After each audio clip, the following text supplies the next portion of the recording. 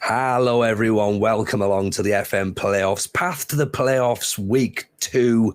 Hope you're well. Appreciate you joining us for more fun and frolics on a much cooler week than last week, to be honest. Last week was very, very hot.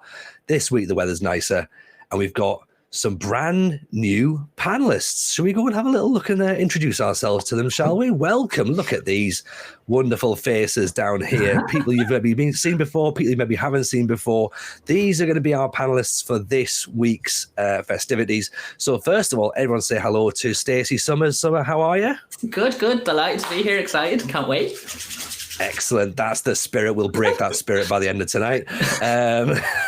A stalwart of these competitions, of course, directly beneath me, the United City Kev FM. How are you, buddy? I'm doing great. Thank you, Tony. I hope you're well too. Let's have some fun this evening. It's going to be a good one.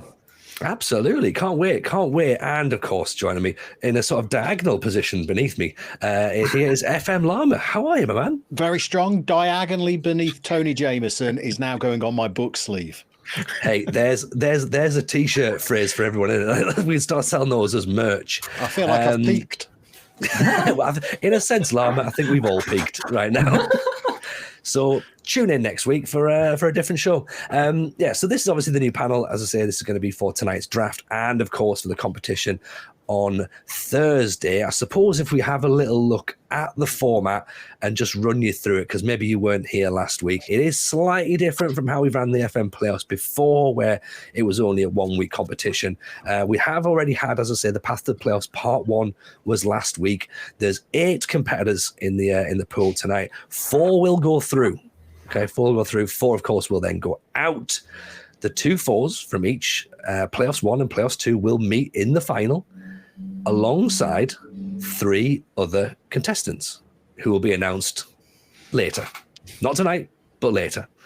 And then they will go on for the actual playoffs tournament itself, which again will be fantastic. And that's going to be in a couple of weeks' time. So we can't wait for that. Now, in terms of draft pool, this is the bit that people always like to see, isn't it? Tonight's pool is a £300 million budget. 20 picks in total. We're giving the competitors 90 seconds per pick. There's no limit on picks per league. We're not being mean this time around. We have done that before. We've restricted the picks to 5, but this time it's completely open. You have as many as you want. It is also a snake draft, which means that if you pick first, you then don't get another pick until everyone's picked and then back again. So if you're last in the pool, you're pick 8, you get a double pick. Okay, so sometimes you might think picking last is a bit of a problem, but in this situation, it could actually be to your benefit and you could potentially double up. We'll talk about that as we go through. The order is based on the FM rankings, which again, we'll talk about as we go through. The pool itself is the Premier League, Ligue 1 in France, La Liga, and the Championship, and the Serie A, and the Bundesliga, and Primera Liga, and the Eredivisie. And if you're telling me you can't find 30 players, 20 players in that database there, then you're you know what, you're lying. You're absolutely lying, right? So that's the pool. That's what we're working with. Big pool. Yeah, big pool. Big pool. Small Should we fish. see who's gonna come flying in the pool? Who's coming in? Let's go through the competitors, shall we? Let's do it. Oh, sorry. We're not before we do the competitors. We're going to talk about who's actually qualified from the last week's show. Which, if you haven't seen it, by the way, go back and double check it on both Twitch and YouTube. Drama, absolute drama, because we're playing this. Okay, and again, we'll go back over this on Thursday when the tournament's on. It's a league format. It's not a knockout format. Okay, so last match drama involving Tim Lewis, who managed to get himself through within the final match.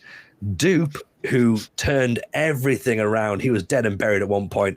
He had wonderful last day drama to get himself through.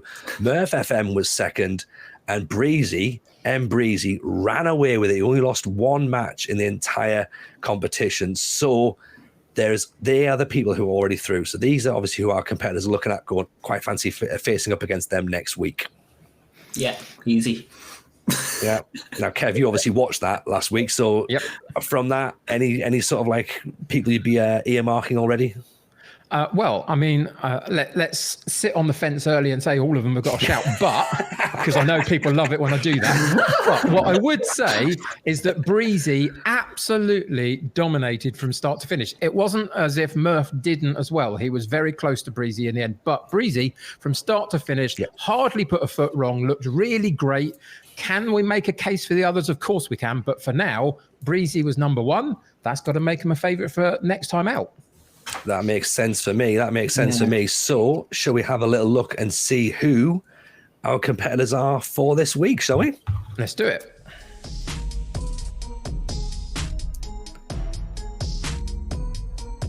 Oh, look at that. Steve Hood. Hood Gaming is out there. Two-time former champ Limo is going to be competing. Sai Maggio, the head of the FM Rankins. Cozza Bob. Ooh, Cozza Bob, the head of the Cozza Cup. FM girl Alice, she's here. Shaughnessy, good entrant. JDFM, he's got bulked, hasn't he? He's probably got massive arms now. And a debutante, Salty B FM.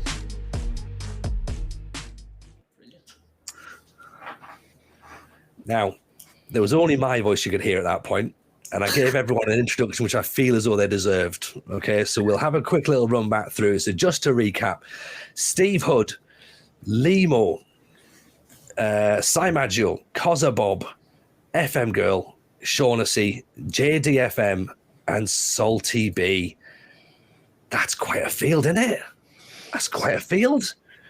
I think it's a magnificent field. Yeah, we're stepping up. We're stepping up all the time here, to be honest. So if we have a quick little look, though, about these contestants, so let's have a little chat about them, shall we? For example, let's start talking about Hood Gaming. Now, Hood Gaming, talk to us about Hood Gaming, please. Kev, let me know what you think. He's one of my favourites for this one. And first reason for that is that the FM rankings are there for a reason. And he is the highest ranked player that we've got in this evening's draft and this week's competition. He's also been successful in the past, but you just look at the last couple of draft games that he's played, and there's a couple of losses in there. May not be on the best of forms necessarily. I still think he's a real shoe-in for getting through in this group. We'll see how he goes. Interesting. Okay, fantastic. Next one up is Limo. So we'll just pull up Limo's card. Bear with me 2 seconds while I do that. I forget there's some things that I'm actually in control of here. There we go. Limo. Okay, so tell me, United City, about Limo. What is there to say? He's got a very recognisable style. His sort of 4-4-2 setup is probably what we're going to see again this evening. Sometimes Merseyside heavy as well in terms of where he drafts from. We'll see what happens with that. But again, he's got experience in these situations. He's a two-time winner of the playoffs. Can he do it again? He can definitely. Will he? We'll see. Okay, I like it. Right. Next up, Sai Maggio. Stacey, it's your turn now. What we're thinking? Sai is going all in for this. I was chatting to Sai earlier, and my God, he's prepared. He's not going in here to just take part, I tell you. He has put a lot of time in. He has a big short list. He's confident with his tactic. He was going on about how he's been doing in community drafts, and I've actually seen he's doing really well lately. He's won a couple of his own drafts, so we might have fixed it. You never know. But he has got a couple of wins, so he's confident. And he's going for this. Yeah, I like that. I like that suggestions early on of collusion. So we'll just put it out there. Other people have fixed their own drafts. Speaking of which, it's going to be Cozza Bob is who we're talking about now. So Llama, it's your chance to come in on Cozza Bob, the host of the Cozza Cup, who again, just for legal reasons, we can say does not fix his own drafts. Yeah, I was chatting to Bob this afternoon, and again, he is another one that has gone into the fine minutiae of the planning for this. He's telling me that he's got 2 tactics prepared, and those are the only 2 tactics he's going to try and use during the whole tournament. And he's going to be drafting players that can play different roles in those 2 different tactics. And he's told me, expect him to go heavy on the starting 11 and expect some more obscure picks when we get to the bench. Interesting. This is the thing. I like listening to people's strategies about what they're going to go with. So I think Bob's got a good story there. So, okay. Interesting. Speaking of people who have interesting draft stories, everyone's favorite FM girl. Now, Kev, it's your turn. Talk to me about Alice and how she fares when the pressure is on in a draft. Well, I mean, recently she's did brilliantly in the last FM playoff. She got to the semi-final. Was very disappointed, I know, that she didn't get through to the final. Is there a redemption story here this week for her? Maybe there is. We'll have to wait and see. But again, another one that's got a recognizable setup that she goes with for drafting. Usually, I think 3 at the back. So we'll see whether she sticks to that again this time round, having had that slight disappointment getting so far, but not quite far enough last time. But she's really good. And trust me, I know it. Yeah, I'm sorry to pull you back in on that one, but yeah, you've been at the tail end of it, so yeah, you can give us an honest opinion. Next up, we're going to take a quick look at Shaughnessy. Stacey, this is another one of yours. What are you thinking? And again, he's kind of different to Sai Maggio. He has no shortlist, has put time in, but reckons shortlists kind of hamper him. If he doesn't get the person on a shortlist, he tends to panic. So the idea is, scrap the shortlist, just go with it. Has a couple of tactics set up, one that he'd done pretty well with in the Summer Cup as well. Actually beat me, so I know the tactic. He's prepared. He's prepared. I think he can go well. He's prepared, but not prepared at the same time. Yeah, he's prepared to go off script by refusing to write a script. I like it. I mean, it's brave, it's bold. It's either going to go one of 2 ways, isn't it? I get it in a sense that, like, if you have someone focused on your shortlist and they disappear the pick before, say, it's panic. So he doesn't get the panic. He just looks at the pool. Works for some. Hey, it works for some. Let's see what happens, to be honest. It could be interesting to see if this is the way that it works for Shaughnessy. It's now time to chat for Lama. Lama, talk to us about JDFM. He's a bit of a drafting stalwart, isn't he? Yeah, he's a drafting stalwart, as in he's been in a lot of them. If we're talking about success, I think he won the first draft competition he ever entered. I don't think he's won another one since. He is the drafting version of that kid on the school bus doing their homework as it's due in, 20 minutes later. I spoke to him earlier. He told me that his preparation involved just watching Stinger fall out of last week's tournament, and his plan is to try and do as many opposites as possible. He's here for a good time. I don't know whether he'll be here for a long time. God loves a trier. Let's hope God also loves JDFM tonight. Well, again, a strategy and a half, I think, to be honest. Sorry, you've misunderstood me. There is no strategy. Oh, sorry. Yeah, he's doing exactly the opposite of what Stinger does. He has no plan. Oh, it's going to be one of these nights, isn't it? It's going to be one of these nights. This draft is going to be a lot of fun. And speaking now, we're going to come to the final one. The final one, a debutante, Kev. We're going to give you the short straw, mate. Yep. What do you know about Salty B? I've actually spoken to him a number of times on streams and in the chats as well, just getting to know him a little bit. He's a good guy. But what do I know about his drafting strategy, etc.? Not a lot, because not many people do. We saw last week H2 enter the competition with a similar situation. Nobody really knew what to expect, and he did pretty well. He caused a few upsets along the way and almost got out the group. Not quite, but almost. Can we see something similar or more from Salty B this week? I think we possibly can, but only time will tell. Excellent. Okay, so that's the draft field. I'm excited, to be honest. I think there's some great competitors in there to have a look at. So again, I feel for Salty B. I've been in that position myself. We've all been as well, sort of coming in with the completely unknown. Like, how do you do it? Recently, Like, yeah. it's either you're either going to fly or you're going to die at the end of the day. And it's interesting. I mean, they say H2 did a fantastic attempt there last week. So what are we thinking then? What are we thinking? Stacey, give me your initial thoughts on the field. Who you think is going to be up there or thereabouts? Who do you think is going to be a bit of a dark horse? Okay. Well, to state the obvious, you have to look at Steve. And I think everyone expects him to be up there. He probably expects himself to be up there. And there'll be questions asked if he's not, probably. Limo is someone that I think should go well. I'd fancy Limo to get out of the group. I think he's a lot of experience and he tends to do well in anything I've seen him in. I don't think I've seen him struggle massively. So I'd be looking at Steve and Limo as the two favourites. But then, like Alice has done so well in every draft I've seen her in. She knows the draft pools inside out. She knows how to play set pieces, stuff like that. She has the big meaty men thing down to a T. She plays on stuff like that, and she does it really, really well. So I wouldn't be surprised to see Alice. I don't think Alice is really tactically, she doesn't try to be. I think she just does her thing. So Alice, I expect to go well. And after talking to Sai today, just by the pure determination and the preparation he's put in, I think Sai has a chance too. So they would be my picks. Yeah, I think they're pretty solid, to be honest. I think we're going to struggle to find a different view, but I'm going to try. I'm going to try. Kev, can you offer me anything else? Yes, only in the sense that last week I wouldn't have picked the 4 that went through. I picked a couple of them, but not all of them. So there is always the chance here for all sorts of results to happen, including in tonight's draft. Do you get your number 1 picks? Does that scupper your draft if you don't get the ones you're looking for? All sorts of things can be won and lost this evening, even in the draft. I do kind of agree that those are kind of the more recognizable names here. But in-game, Football Manager doesn't seem to care about that a lot of the time. So we'll see. But yeah, I mean, those names are, you could make a case for them, definitely.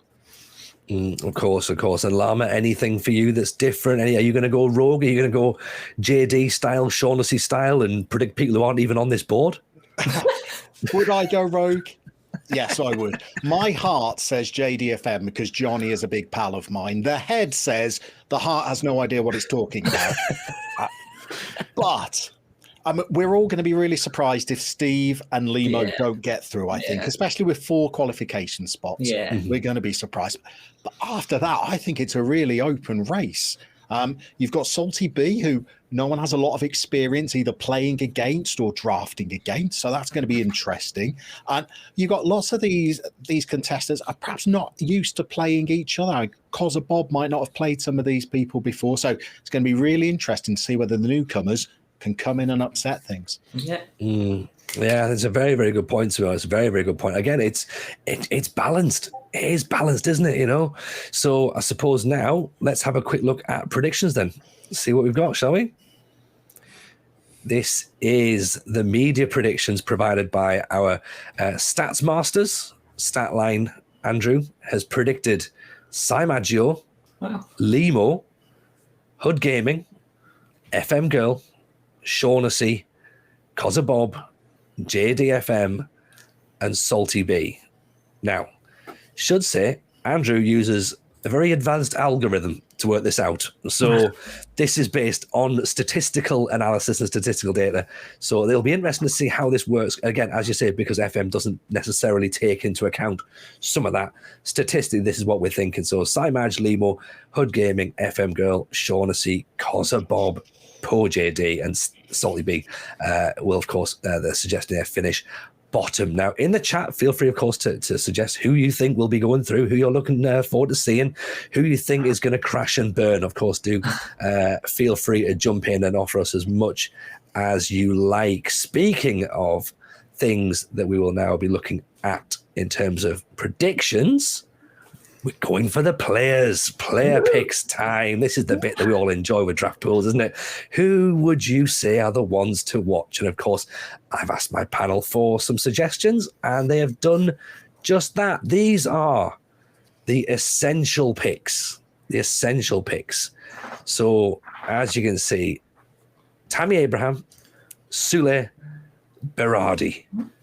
Ooh, I like it a lot. Summer, talk to me about these three, please. It's all about kind of, apart from Tammy, like I like to, this is based on the budget, obviously. They're all around the 30. They'd be the top kind of 30, 40 million, what I would spend in a 300 million draft. Haaland and that would be out of my league in this type of draft. I think you have to spread it around.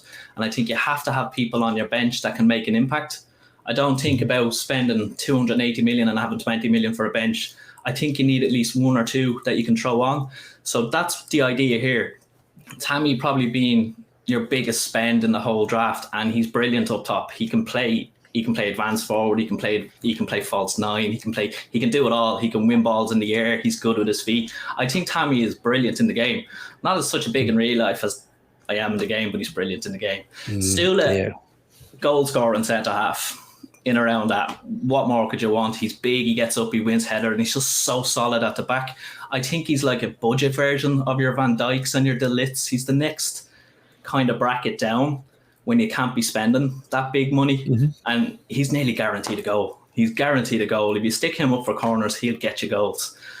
Berardi, I think, is one across the top three, is just so flexible.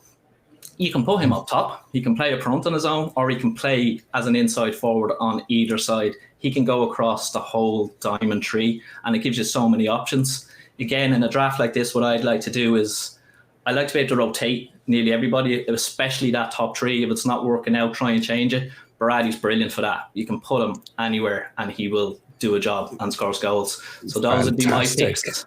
Fantastic. Love it. Great picks. Very excited to see where they come then. So, Kev, we've got you up next. Yep. Your three to go: Goncalves, Fabinho, and your boy Asensio. Yep. I had the chance to change these from last week. These are my three picks from last week as well. And I did have the chance to go through it. And I could quite easily have picked three others to focus on. But actually, my thought for this evening is exactly the same. You've got a 300 million budget. The two of these guys, the attacking guys in this lineup here, Goncalves and Asensio, 15 million pound a piece, and can cover everywhere across that attacking midfield line and in the Metzala central midfield on attack role as well. Same as last week. And Fabinho does a similar job in the defensive third in terms of holding midfielder, right fullback, central defender if you need, box-to-box midfielder, lots of opportunities for lots of versatility. He's a bit more expensive, absolutely, but there's room for a 30 million pound player in this budget, and that would be my pick for one. Absolutely great choices, to be honest, there. And now, Lama, yourself, we've got your three picks here coming through. Hakimi. Now, I'm a bit biased. I'm a big fan of Hakimi, James Ward-Prowse, and Handanovic at 22.5 million.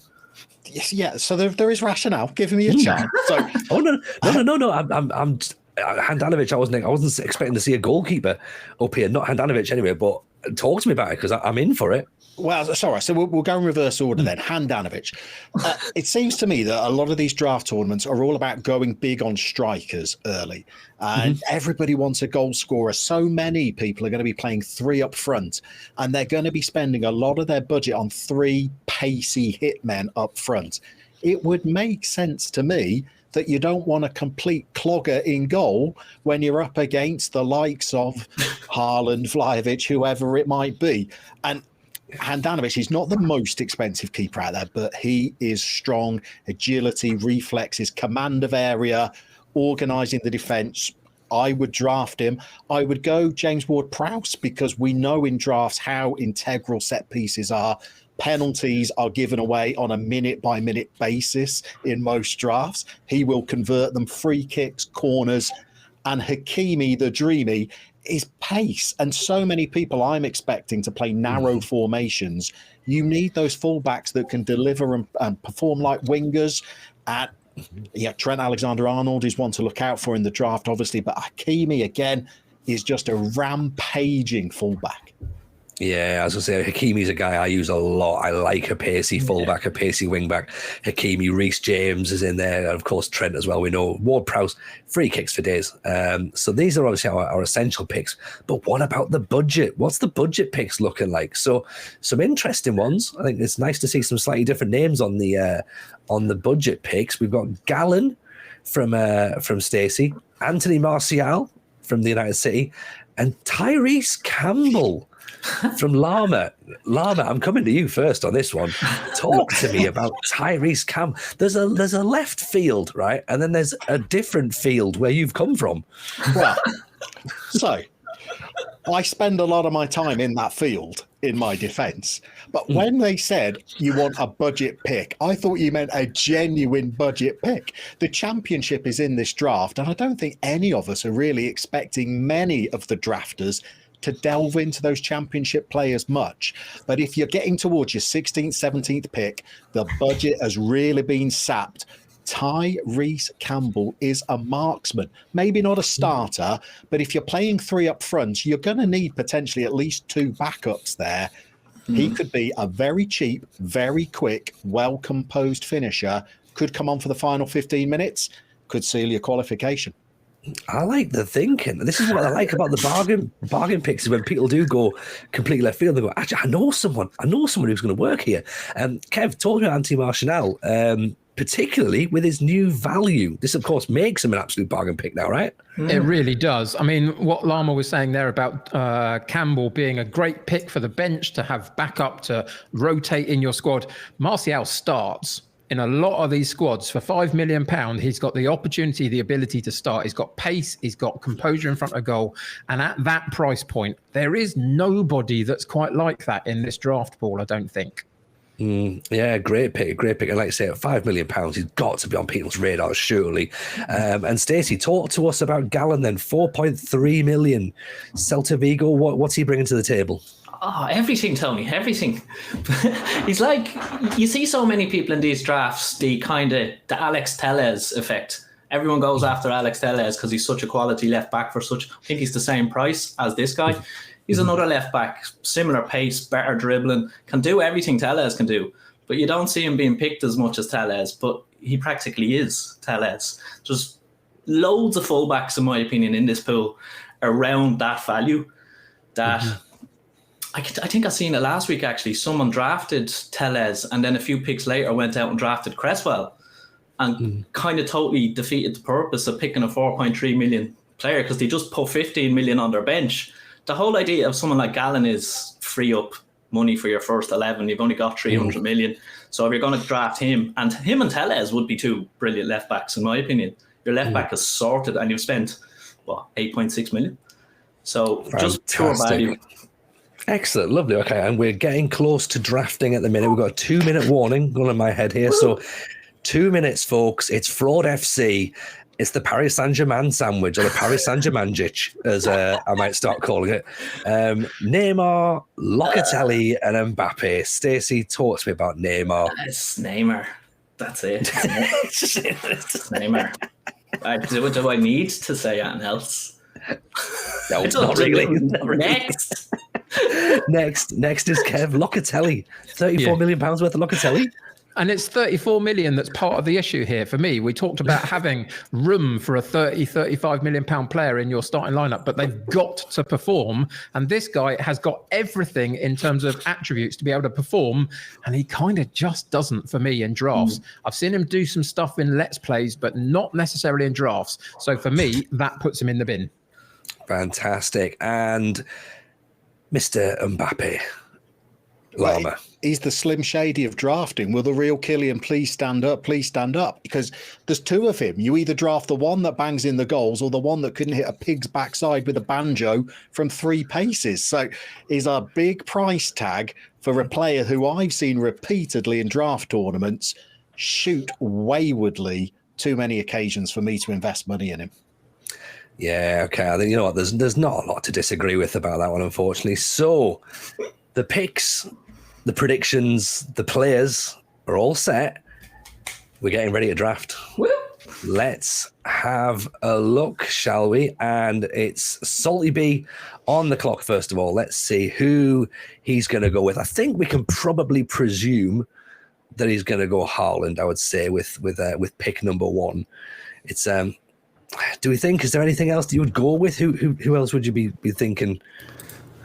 I mean, it's usually Haaland or Van Dijk, isn't it? It depends how brave you want to be, really, at this point. Direct the questions. Like, if you're going to pick Haaland with your first pick and spend that money, you really want to have a plan for the rest of your team. you want to have a proper plan because, wow, that's a big chunk of money. And Andy Carroll can only be drafted once. Do you want to let him get away? Exactly, right. So we are on. Let's go. Who are we going to see? Who is going to be the first pick? Salty B is just scrolling through. No panic. He knows who he wants. He's already told me he knows who he wants. He knows who he wants. Yeah, he does. He's already told me. And he's up against nobody. He's got Erling Haaland. Erling Haaland Gone. with the first pick. Of course. Why would you not? Now, JDFM, he's got for a lovely shirt tonight, JD. He's also got his fish tank in the background, which I always like. He's in class. Expect Joe Allen to go now. Joe Allen's probably the one. Well, to be fair, I'm glad that he's not pulling up the sort of the skin he's got, which is awful. It shows like the sort of the national flag. He's gone with Vlahovic as his pick. So Vlahovic, pick number 2 of the draft. Yeah, so, I would expect Johnny to go pretty heavy on Serie A players tonight. It's a league he knows well. We're in Shaughnessy now. Shaughnessy is going to go. This man Vlahovic did great last week, by the way. Vlahovic in the draft last week. Vlahovic did do very well, actually, didn't he? Very well indeed. So Shaughnessy has gone with Ciro Immobile. FM girl here. This could be anything. This could be like Andy Peters or whatever. So she's hovering over Van Dijk. She's now hovering over Grealish. Well, it would be nice to see a non-striker go now, wouldn't it? Yeah, exactly. Alice always does it different. She's brilliant when it comes to picking her players. She could do Aaron Ramsey, maybe. She could do. Grealish would be a really interesting pick. I think she needs to go Van Dijk. She's hovering over Van Dijk. Don't go Grealish, Alice. Go Van Dijk. She's changed. If Jack Grealish was a competitor in this competition, he would draft himself first round. Oh yeah, definitely. She's gone Van Dijk. FM girl has put Virgil van Dijk in her squad. So there's big defender. Right, Bob told me who he wanted first round, and he is still available. So let's see whether he's true to his word. Just locked in James Ward-Prowse, JWP. He's going to be pretty integral to his tactic. Get someone on set players. Hopefully he's got someone to aim towards. That's obviously the next one that you need to be thinking. And it looks like Si Maggio is probably going Tammy Abraham. And I love Tammy. That's no bad pick. Si has quite a few options. But he's also quite a few options. So he's clicking between Tammy Abraham and DLC. He's gone Tammy Abraham. So there's one of your picks. Like it. Out early doors. I'm a big fan of Tammy. To us. Here's Limo. So who plays for Everton currently? That's what we're going to look at here. DLC. So DLC. DCL. Sorry. Naively, Travis. Download the content. Download the content. Are we suggesting he downloads tactics? No. Limo's a 4-4-2 merger. He knows. Like, he's got the system. Right. Dominic Calvert-Lewin. Moise Keane will be at some point as well. Yeah, Moise Keane. He won't draft for Richarlison anymore. He'll be very angry about that. Absolutely. But he's just scrolling through. This is what I like about Limo. He's currently in the £11 million budget now on his first pick. And also as well, for a blue, he drafts a lot of reds. That's true. Ruben Neves. That's an interesting one. Ruben Neves. Oh, okay. We're gonna have some conversations coming about, aren't we? Hood Gaming now. Now he likes Hood Gaming. Steve told me earlier he will be playing 3 up front, and he wants 3 big players. So a lot of his budget's going to go on strikers and wing backs. Excellent. I was going to say he likes a wing back. Both myself and Hood like a wing back. He is on YouTube as well, so of course we've had to reframe for the red brand, but he is looking for strikers. Possibly he's remembered to start looking for players who've been drafted. So obviously whoever he wanted originally is gone. Presumably Tammy Abraham, I would imagine. Yeah. Given how he likes to play. Yeah, Hood also told me that he's gonna draw quite a lot from the Premier League, so don't expect too many foreign picks in his first 11. Well, he's trying to spell Isaac. And he's now going for Maxi Gomez. Because of not being able to spell. He's on 25 seconds. He's going to have to hurry up, otherwise he's going to end up with nobody. Cool as a cucumber. He knows what he's doing. He's got his double pick. Joe Gomez. What? I think he wants someone who's not in the database. Isaac's not there. He's got 11 seconds. This is a very experienced drafter. I'm sure he's absolutely isn't fine. It? And he's got 2 seconds, Oh, and he's going to auto pick Lewandowski. Okay. I mean, he's done that for drama, hasn't he? He knows exactly what he's doing there. He's made me look like a blooming fool. I don't know. I think he was a bit. I think he'll go for a striker again now. I think he's going to get his strikers locked in. Do you reckon? Oh, we've got. We're just checking. We are checking. We've got a steward's inquiry going on at the minute. Into Potentially, the Spanish league might not be loaded up on the draft. Potentially, that could explain why Isaac wasn't there. he was looking. Okay. That would explain it. Mate. So it wasn't. So it wasn't down to me mocking him and going, "You can't spell who you want." And let's be honest, I've been there. I've absolutely been there and looked at recommended players and realised that I can't actually spell their names. Not pick them. My bargain pick. So it's not going to be a surprise, Llama. When we come back, we reload the draft up. It's probably not going to be a surprise who Hood goes for at this point. Okay, so he's going to go for Isaac, we reckon. No, I still think it'll be Andy Carroll. Just a wrong click on that time round, was it? I think it could well be, to be honest. I mean, some from the first round picks, though. Have you seen anything has anything jumped out at you as a surprise, or has it been as you'd expect, to be honest? I think Limo drafting Ruben Neves first is a surprise. That's probably the biggest one on there.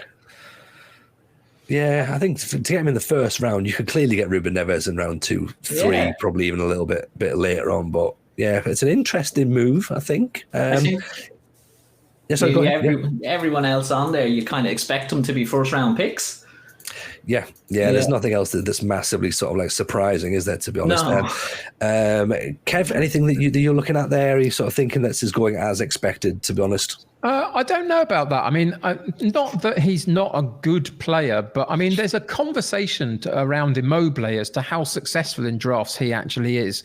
The other thing that I would say, though, about these strikers that have gone early is that last week was really, really strange in that the entirety of that top 8-person top goal scorer from last week's games were all strikers. That doesn't always happen. There's usually a bit of a random midfielder in there or somebody that outscores a few. But last week, it was all about those strikers and one from each of the 8 teams that were there for last week as well. So it's important to get one in early, I would say. I'm not sure Immobile's totally the one, but he's a one. Speaking to Shaughnessy earlier, Kev swears by Immobile. That was his first pick. He was going nowhere else. So he's someone that uses him offline, and he reckons he's his guy. He's the man for the job. So he won't pick anyone else. He is one of those players where he either scores a hatful or he misses. And it's just that thing of going, what are you getting? And again, you're right. Looking at how the last weeks went, where it was all strikers getting the goals, there's no defenders getting goals from set plays, whatever. Are we seeing a change in the meta, Llama? There's a lot of talk. I know people have said, from the start of the game cycle, it was always big meaty men, and then it was sort of overlapping wing backs and stuff was a way to do it. And now everyone's saying, well, potentially it's 3 strikers is the way to go. Have you seen a shift in the match engine as to how that works? Can you make a case for? Well, actually, you can get away without 3 strikers. I think the only way to get it's OP. I'll just say it's OP. I think the way to get away from it is to play 2 strikers and a shadow striker, but that's 3 strikers by stealth, isn't it? Really? So, it's strong. I think the way to negate that, and I think a couple of people have spotted it, is to steer away from a back 4. It doesn't take a genius to work out, but I will explain it for you, Tony, that if you play 2 centre halves against 3 strikers, you could get outnumbered. So expect to maybe see some back 3s. Do my fingers. How many do I need? You're covered. You're covered. Oh, cool, excellent. Is it not just one of these phases like the strikerless? Like a couple of drafts ago, everyone was playing strikerless tactics.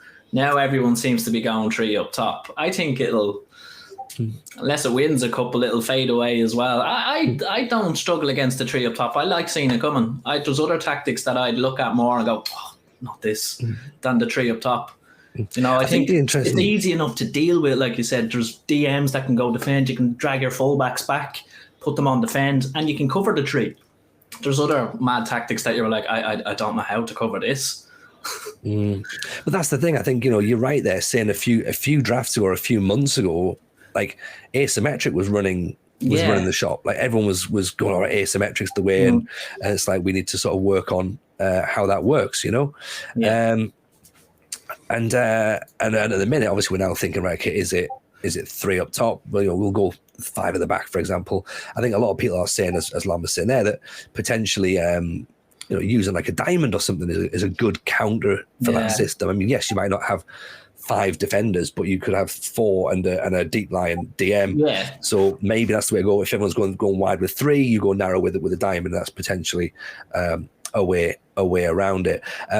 Kev, you've obviously been using some systems this year with sort of 3 in the midfield. You like that sort of that shadow striker still, that AMC. You've previously used it offline, of course, in Norway. Again, there was a lot of talk earlier on in the cycle about the AM on attack as being like a really powerful position and a role. Has that been dialed down a little bit for you, do you think?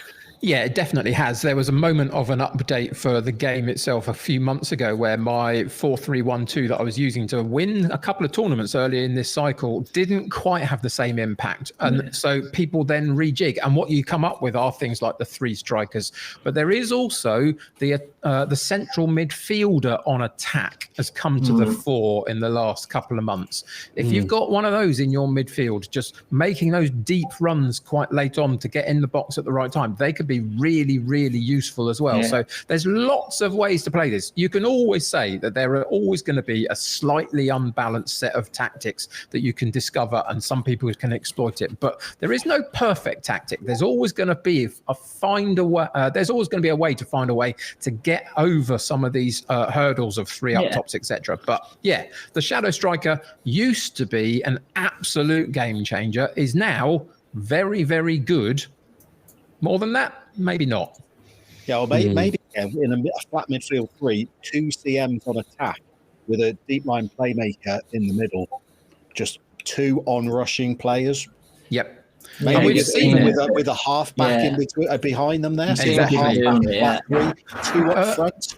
Earlier in the cycle, it was very much 4-3-1-2 with that Shadow Striker. Recently, it is 4-1-3-2, that holding player with those 3 central midfielders, 2 of them attacking on and bombing on and getting up to the walls to play and contributing to an attacking threat. So yeah, very, very much so. There's so many different ways you can play.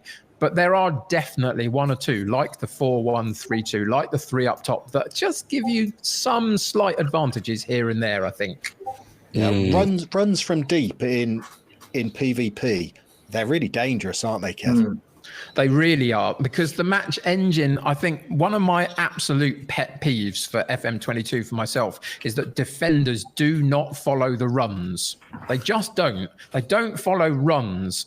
And for me, that's so infuriating to watch. But in this kind of context, it matters. If you can find ways in which you are exploiting some of that and getting your players to run at defenders in specific ways. From deep is one, absolutely. But off the shoulder is another one. Balls round the size are easy for them to get onto compared to how defenders defend in the match engine. So it's about finding those things. And yeah, those runs from deep can be crucial. So are we still talking about pace and acceleration? And if you're talking about playing off the shoulder of a defender there, Stacey, I mean, I know we've just said there that those runs from deep. I mean, I had a tactic that when I play PvP, I love those runs in from deep, those breaking in the box late. Yeah. I love that. In my head, I always imagine Paul Scholes. That's kind of how I imagine that role to work. Just like everyone floods forward, and then there's just one guy at the end, just like, right, I'm completely left unmarked here. But that beautiful moment of acceleration to get away from a centre half, because that's your little Ricky J. Jones moment.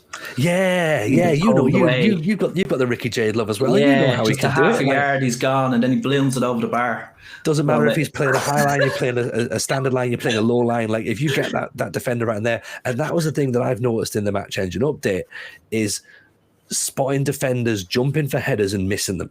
Oh God, yeah. So that's a new thing to look out for. So maybe that's why 3 strikers is the thing now, because if you've got a defender making a mistake, if you've then got a couple of players that are charging on, rather than if you're having 1 striker up top or 2 strikers up top, it just creates more drama. So acceleration, are you still with acceleration? I think acceleration is important if you're playing, more so if you're playing, say, a lone striker that he has to get in behind, or if you're playing a counter attack. if you're playing a system like Kev's talking and you've got 3 people sitting up top, or if you've got a shadow striker, I don't think it's as important. I'd be more looking at, say, anticipation and decisions and creativity, stuff like that. Technique, vision, I think is better when you've got a little nest of forwards. They don't need to get away. They're playing their way in. Stuff like work into the box, in my opinion, would work well with that, because you've got the kind of ticky-tacky between your 3 front players. So I'm not sure. Maybe out in the wide positions, pace and acceleration to me is all about your wing backs and your full backs in this game. That's where you want your pace and acceleration, because they're the ones that get up the line, especially when you see people, these narrow tactics. I've seen a lot of narrow tactics as well lately. The wide players, I think I'm the only one left. I don't think anyone's using wide players anymore. So if you can get your narrow midfield that looks like you're matching up, but you have those 2 wing backs, like Trent. That's why I love Trent. He gets up that line, the speed of him, when he gets his crosses in. You don't necessarily need those wide players. So you can pack your midfield or pack your forward line. So no, fullback areas, that's where your pace and acceleration for me. It's an interesting point to us. I was about to go straight in with what you were saying there with Lama going, wingers, where have they gone? Would you still play wingers, Lama, or would you be all about those wing backs now getting up and down? I would still play wingers, because for me, 4-4-2 is the only formation that exists. But get those balls in from the halfway line up to the big man, yeah? Yeah, exactly that. But for me, I'd agree with Stacey that where you want your pace and acceleration is not necessarily up front, but it's actually at the back, but at centre half as well. There are so many mistakes made by centre halves in PvP that recovery is crucial. Yeah. What you said, Tony, about these ridiculous missed headers on the halfway line from a punt forward from a goalkeeper that's been told to roll it to the fullback. You need some pace and some cover.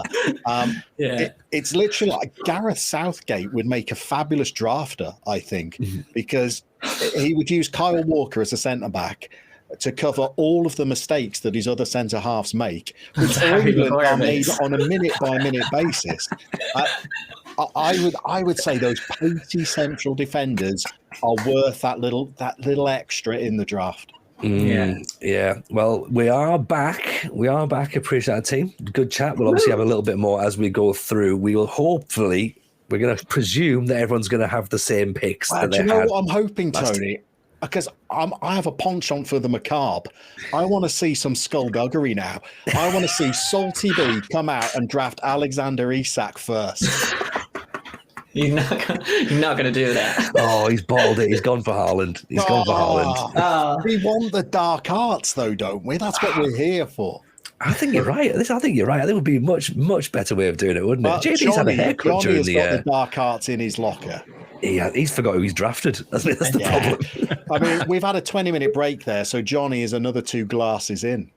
Exactly. He's given himself a haircut during the break as well. So I mean, previously Johnny was drafting with 2 monitors. He's now got 4. He's imported a shortlist, but it's not from this database, I don't think. This is from his offline save. He's importing his farming simulator shortlist.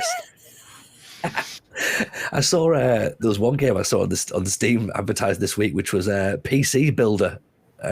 So you could PC Builder Simulator. So you could pretend to be the person who builds a PC. If anyone wants to have a look at that, feel free to go ahead and try it out. Ciro Immobile is still redrafted, of course. Big Verge for Alice. James Ward-Prowse, of course, also through. Tammy for Sai. We'll do a full recap, obviously, of these picks in a minute. And now we get to Steve Hood. Who's Steve Hood going to draft? Kev, who do you think? Lewandowski last time. Yeah. He did. I would imagine so. It's Limo first. That is still a strange pick for me from Limo. Ruben Neves. Not that he's not brilliant, but he's got Alexander Isak. That is a change, isn't it? Absolutely. I suspect he made the plea that he wasn't there and it's who he wanted. So and Maxi Gomez. So the 2 players who obviously he wanted weren't there. So Lewandowski clearly a pick for later on potentially. So we're now waiting for a Limo who has gone for Dominic Calvert-Lewin. Why would anyone pick Lewandowski when you can pick Maxi Gomez? Exactly. That's the thing, right? Souček is what Saimajo appears to be hovering over now. He is a fan of Souček, and Souček got a bit of a bump, and he's not very expensive in these drafts either, is he? So quite good, Souček. Quite a good player. Yeah. Good enough for round 2 of the draft. Maybe not round 2. Well, he's gone. He's gone at round 2. His price has gone up a smidge as well. To be honest, he used to be about 4.5 million, but he's now a little bit more pricey. He's up in the 20s, but he's very good as a DM. He is very good, yeah. He gets you goals as well. Kozubov is going to go for Victor Osimhen. Kev, a player that you know very well. Yeah, very much so. Last week he was partnered with Haaland, and actually I think did better than Haaland in a lot of ways. He's very, very dangerous. He is indeed. He feels like he got a dial up, then a dial down, then like a bit more of a dial up again, I think, to be honest. So he's it's nice to see him back in. Alice is hovering over Lukaku. Controversial. Stacey, what do you reckon? Like you've just said, they're controversial. Yeah, what happened to Lukaku? He fell off a cliff, right? I don't know what happened, Romelu. He has everything. Romelu Lukaku has everything you can possibly need to be one of the He's best wearing an drivers in FM the Girl world. shirt. Yeah, It's locked in. I think he's too expensive. I think he's too expensive at this pill, this draft pill. Too much. There's better. I think there's 30-40 million pound strikers that are nearly as good as him, to be honest. Well, there's a player on Shaughnessy's screen, Ivan Toney, who can do just that job. He's being looked at now. There you go. And The poor man he's Lukaku. 20 million. He's 19.5 million, and he's gone. Ivan Toney's gone. Do you know what? I would look at that and say that's better value. It's better value than Lukaku. Although Lukaku has got the potential to go out and kill people. He can potentially. Yeah, potentially. If we're doubling up this this season with GTA or Hitman, then yes, he's definitely worth getting. Ivan Toney unfortunately works nights, so can't get him. Llama, what you? He's not going to click. He's not. JD's not going to click Mbappe, is he? He's now this in is, the actual. This is Johnny. Anything is possible. Exactly. He's a maverick. He is a lone wolf. Beto on his shortlist. Callum Wilson. It's a shortlist and a half. He's got Callum Wilson in the actual. Oh, he's going for Jadon Sancho. No, he's not. Tell me he's not. Well, he's typed Jadon Sancho. Whether that means he's going for him or not, I don't know. Maybe I think the fact that he's typing anything shows that Johnny is working on the fly again, which is how that brilliant mind works best. You can't shackle him with planning and shortlists. Well, he went for Sancho. He went for he apparently imported he imported a shortlist that didn't have the player that he wanted on it. That says everything for JD. And this is round 2. Sancho was decent though. He doesn't get drafted much in PvP, but I've used him offline, and if you can get him in the right position, cutting inside onto his, he's good. Yeah, he will get a return out of Sancho. His best position for me is on the bench or undrafted, I would say. Best position is playing on the right wing, cutting in onto his left, even though he has to cut in, if you ask me, Sancho. And he can get a return out of him. Well, we've got a double pick for Salty. I think he's just gone for Fabinho. Yep. And waiting for his second pick now. I mean, Fabinho is one that I earmarked, so that's a good one from my perspective. Yeah, I like Fabinho. He's I think everybody likes Fabinho, doesn't he? He's just so solid. Where would you use him, though, Kev? In a DM role or a central midfield role? I think people use him as a centre-half. Yeah, I think there's a mistake to use as a centre-half. I think definitely holding or box-to-box is as good as I'd do. Kappa? And a Kappa. And a Kappa. That's a pick you wouldn't maybe expect so early. No. That's true, but I've got there's that awful skin that JD's got. Oh, it's horrible. It's so bad. JD, man, just go back to the vanilla skin. Why? How can you read this? You can't see the attributes. No, it's worse when he's just got like a national flag. It looks like the National Front. Just, Johnny will tell you himself, you don't want to place too much trust in the attributes. It's more about the picture that's in the background. Okay. He likes a strong jawline, socks pulled down. He doesn't need to know whether they've got stamina or strength. So he just needs Giroud then, really. He doesn't need He'll draft Giroud, won't he? Hey, He's got Olivier. Mancini. He's got Mancini in there, so. Olivier is so pretty, and he's good. Isn't he just? Isn't he just? Yeah. And he will do a job. Nkunku, maybe for Shaughnessy. Solid. Yeah, Nkunku. I like it. I like this. This is interesting for second rounders. Aubameyang maybe for Alice. Aubameyang's a good pick. She could do with getting some of that. But he's looking Ferran Torres. I'd like to know Shaughnessy's thinking there. He's thought, I've got to get Ivan Toney through the door before Nkunku. And Nkunku, I'll take a chance on someone else going. Ivan's my man. He's very much drafting to a system, I'll tell you that. He knows what he wants to do. So maybe the importance of the positions in that sense to him, maybe, I don't know. But he is drafting to a system. Yeah, it certainly makes sense.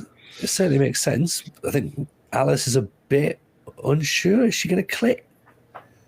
She's gone for Ferran Torres, who I like. He's value. He's value. What, 15 million, I think?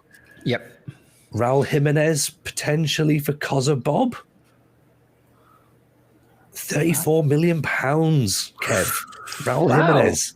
Yeah, there's a lot actually that I like about him. I don't think it's the worst pick. I think at 34, it's pushing it a little bit, maybe compared to some that are still out there. But I don't think it's a bad pick actually. I think he's going to score goals. I think when you looked at, I mean, you've just seen there that Aubameyang's now probably going to go to Sai for about 15 million. Is it? It's. There 15, you go. yeah, 15. Aubameyang, yeah. So you can get two Aubameyangs for a Jimenez. It's doesn't sound good when you value in this. 300 million pounds. It doesn't go far, does it, Lama? Yeah, but can you imagine Jimenez getting on the end of some JWP set pieces? Yeah, that's a fair point. That is a fair point, actually. And Osimhen is, what, 6'1", maybe 6'2", so there's already two targets, and he's not drafted any centre-halves yet, so there's a lot of method there.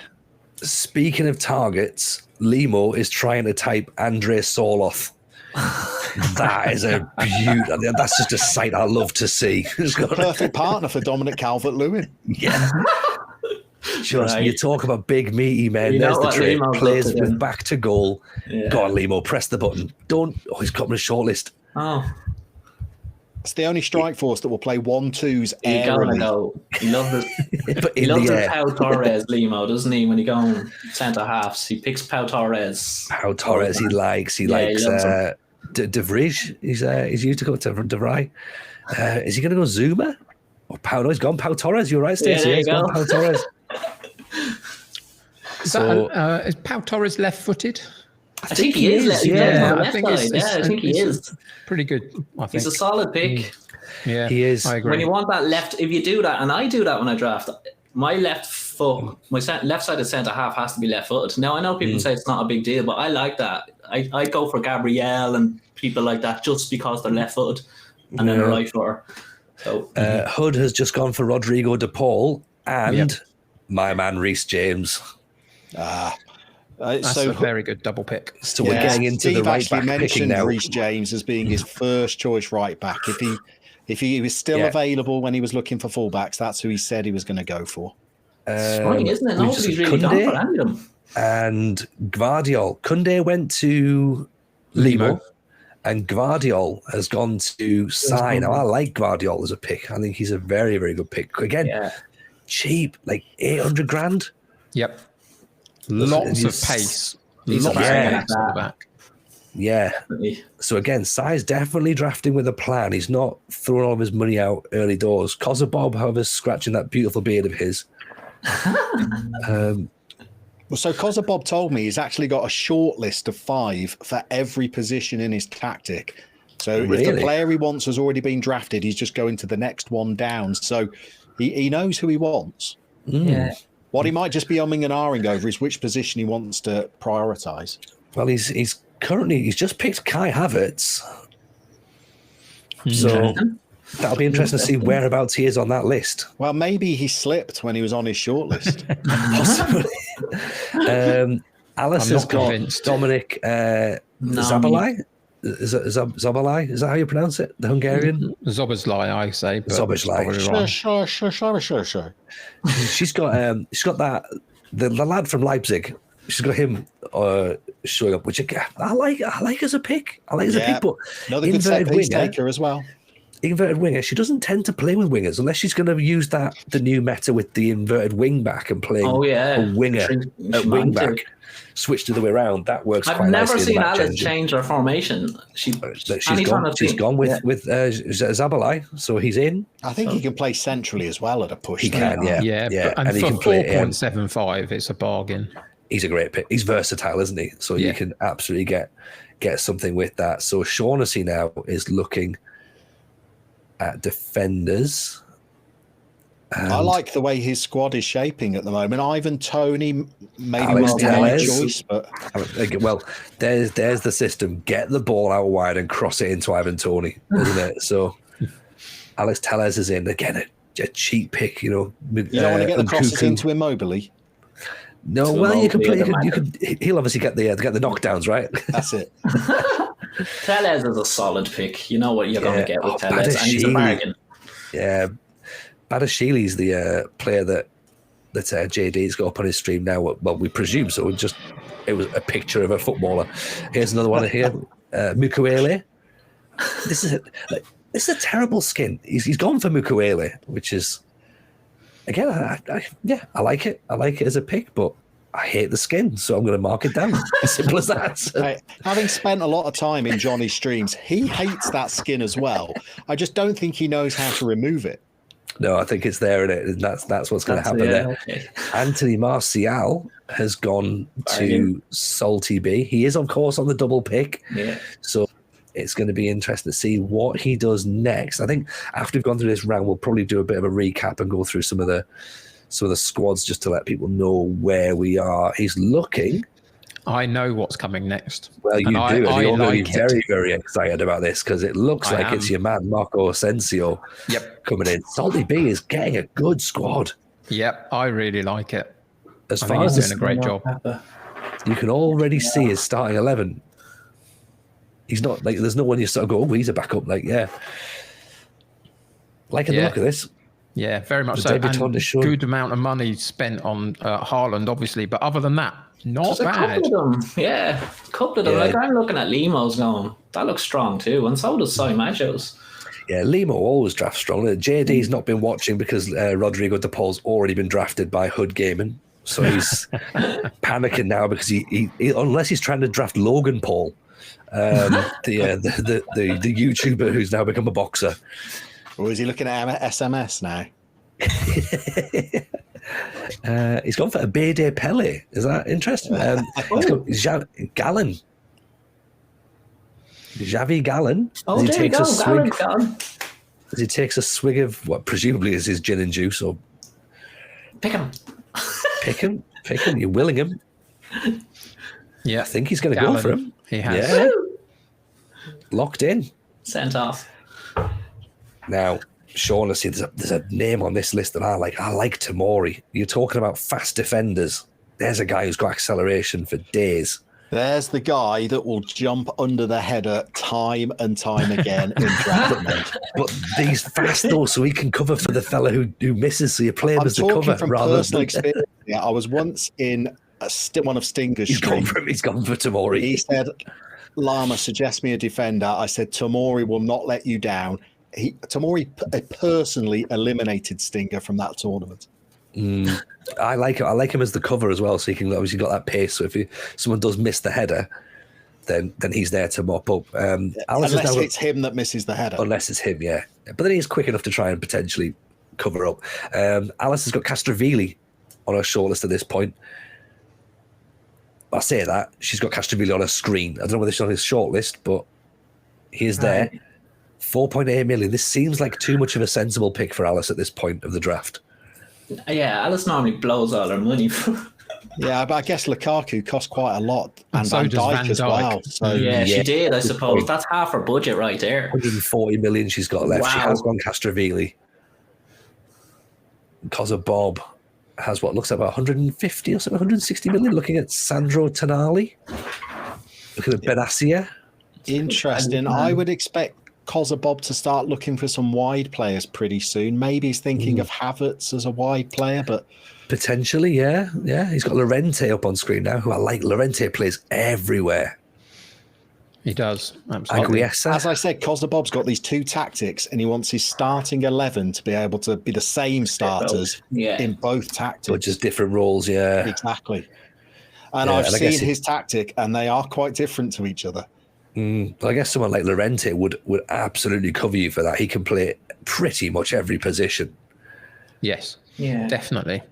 It's why I went for the versatility in my essential picks as well. Players like Asensio, because you can just change the system around them and it's fine. Yeah, exactly, it's invaluable. It's invaluable. Ward-Prowse and Tonali, they can control a midfield together, those two. Well, Sai Maggio has just gone Trent Alexander-Arnold. So it's interesting to see Trent now still on the board. Like, there's a lot of... It is, yeah. A few drafts ago, you would never have seen Alexander-Arnold get past the first round. Now he's getting picked up in round 3, round 4. But that's more about the 300 budget. It's the budget. It's definitely the budget, yeah. Because in my opinion, that's the best right back in the game. He's better than Reece James. He's brilliant. He does have the odd... He has a lot of yellow cards in him. There is that, isn't there? There is that. But he's versatile. He can play midfield if needs be. But it looks like Limo's considering Pedro Porro or Hakimi. Now, again, he's used Hakimi. He's used Pedro Porro. And there's not a great deal between them, bar that extra acceleration, I think, Lama. Yeah. Would you say?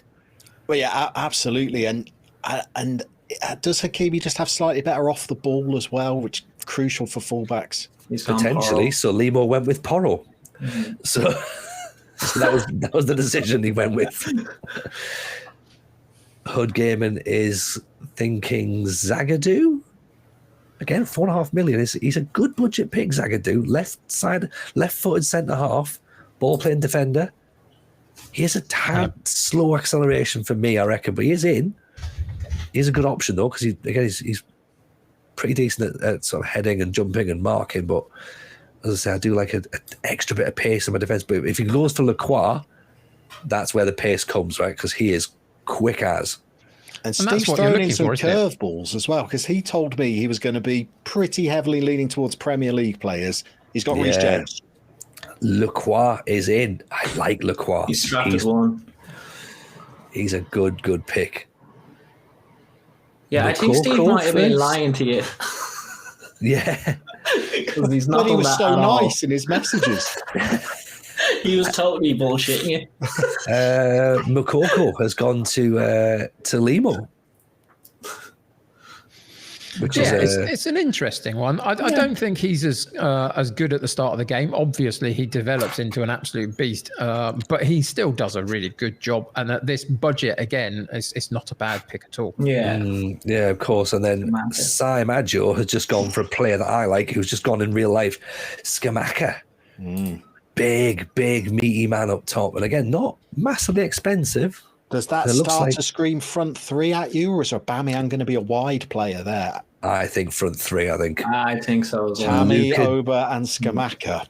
Strong. Terrifying, isn't it? Terrifying. But who's going to play the ball to? That's the question. As Trent. Lucas got Trent. Lucas Digne has gone to Koza Bob. Solid. Yeah, but when Trent's suspended, who then plays the unless he's got a stack of left backs. He's got a lot of picks left, yeah. Calm down. Yeah, exactly. And I'm creating TV here. He's only picked 7. So it's Robin Lenormand. Maybe? I like him. Yeah, I like him. If he goes for him, then I think that's a solid pick, to be honest. There's far worse in this draft pool than him. Yeah. It's a player, I must admit, I've not used myself, so I'll be interested to see how Alice gets on. Again, 4.5, she's clearly paying for those issues earlier with the big money, but partnered with Van Dijk, so maybe it's a nice little trade-off, to be honest. It's not as much of an issue as you would think. So Lenormand is in for Alice, went out to Shaughnessy, who he's got some decent players on that screen, to be honest, when you're looking at them. He's going to go with Chouamani, possibly. He keeps thinking about it. He's gone for it. Chouamani, 4.8 million, is in. I think if there was a player pool that said you had to pick players under 5 million, you could still get a really good side together. There's a lot of very, very really good is. 4-point-something million pound players. Yeah, 100%. There's a lot of them, especially around the fullback and wide positions. There's tons of them. You're spoiled for choice, isn't it? Yeah, there's a lot of value, isn't there? Particularly if you look at any South American players as well. Like if you look for those sorts of players there, I know this pool wouldn't necessarily be good for South American situation, but you could do something like that. JD has... We missed JD's pick. I think we're Tyrone Mings.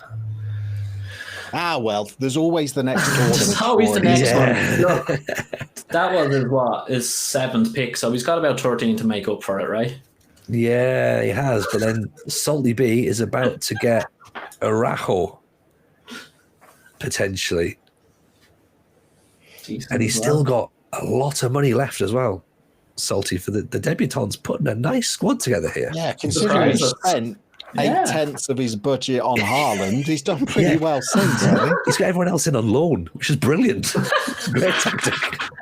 Aaron Cresswell. He's good in the game, Aaron Cresswell. There's a lot to like. There's a lot to like about Salty's team. A lot to like. Very much. Again, that's probably a set piece taker there as well. Yeah, easily. Yeah, he can whip some balls in, can't he? Right, so we're looking for Johnny to make a strong draft here after that aberration. Yeah. Is he looking at Bellingham now? Or Jude? Again, Jude's a good shout in it, but a couple of years in, absolutely. But I've seen him go a lot in drafts. I haven't seen him do a hell of a lot in drafts, if I'm honest, though. Well, there is that, isn't it? He doesn't appear to be the top assists or anything anytime, does he? For maybe not. I think it's just that thing, and it's a bit like Foden. I think he's a good player, but is he the right player right now? Who knows? Goretzka, however, is a great shout. Yeah. 57 million though is it's a hefty fee, but for what he's already got in his squad, I think it's a good pick. Yeah, that's a player Johnny's drafted a couple of times before as well. Yeah, I think it's good. Again, he can command the midfield quite nicely, can't he? He does various bits of ways. You can play him as an advanced midfielder. You can play him as a hold. You can play him box to box. He sort of does everything really, and he doesn't cost as much money as Tony Cruz does. Mm. Yeah. Looking at those early drafts now, you would say there is 6 or 7 really strong squads forming. So I think this could well come down to who has got the budget picks that make a difference now. Yeah, I think it's coming down to the tactic. We've got the first goalkeeper's gone, Dragovski. Very good. Dragovski. I mean, he's got a wonderful haircut on the image.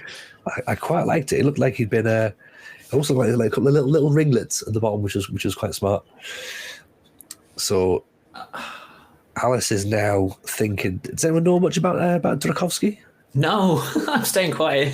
Stay quiet. Okay, fair enough. I like your honesty there. But nope, not for me. Thank you. Move on. Yeah, I think you'll find Tony. He's a goalkeeper. Nice, good, excellent. Wears Sondiko gloves usually, but not exclusively. Occasionally, so he has Roche. So he's just to mix it up. Yeah, awesome. I like it. Back to you in the studio. Kamara went for FM girl. Yeah, Boubacar Kamara. Nice. Again, quite an industrious midfielder. I think Alice is starting to struggle now because of the early spend. The last couple of picks, I think. Yeah, some really good bargains like Torres and Szoboszlai. And once we get to player 13, player 14, you do worry whether we are scratching around in the bargain bins. Yeah. And it's very early to be doing that. But as you said, there's definitely players there. There is. The greatest player of all time has been signed. The FM Troll account will be delighted with that. You can't say his name because it's a bit like Beetlejuice. If you say it, then he will arise. Indeed. But indeed, he is there. He is there.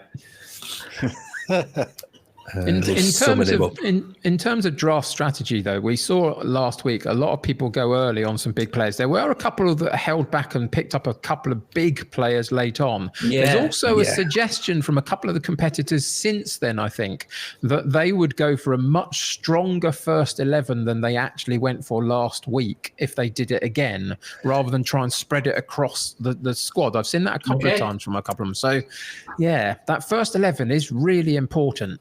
Yeah, absolutely. But again, when we're talking about this is not a cup competition anymore, it's now a league competition.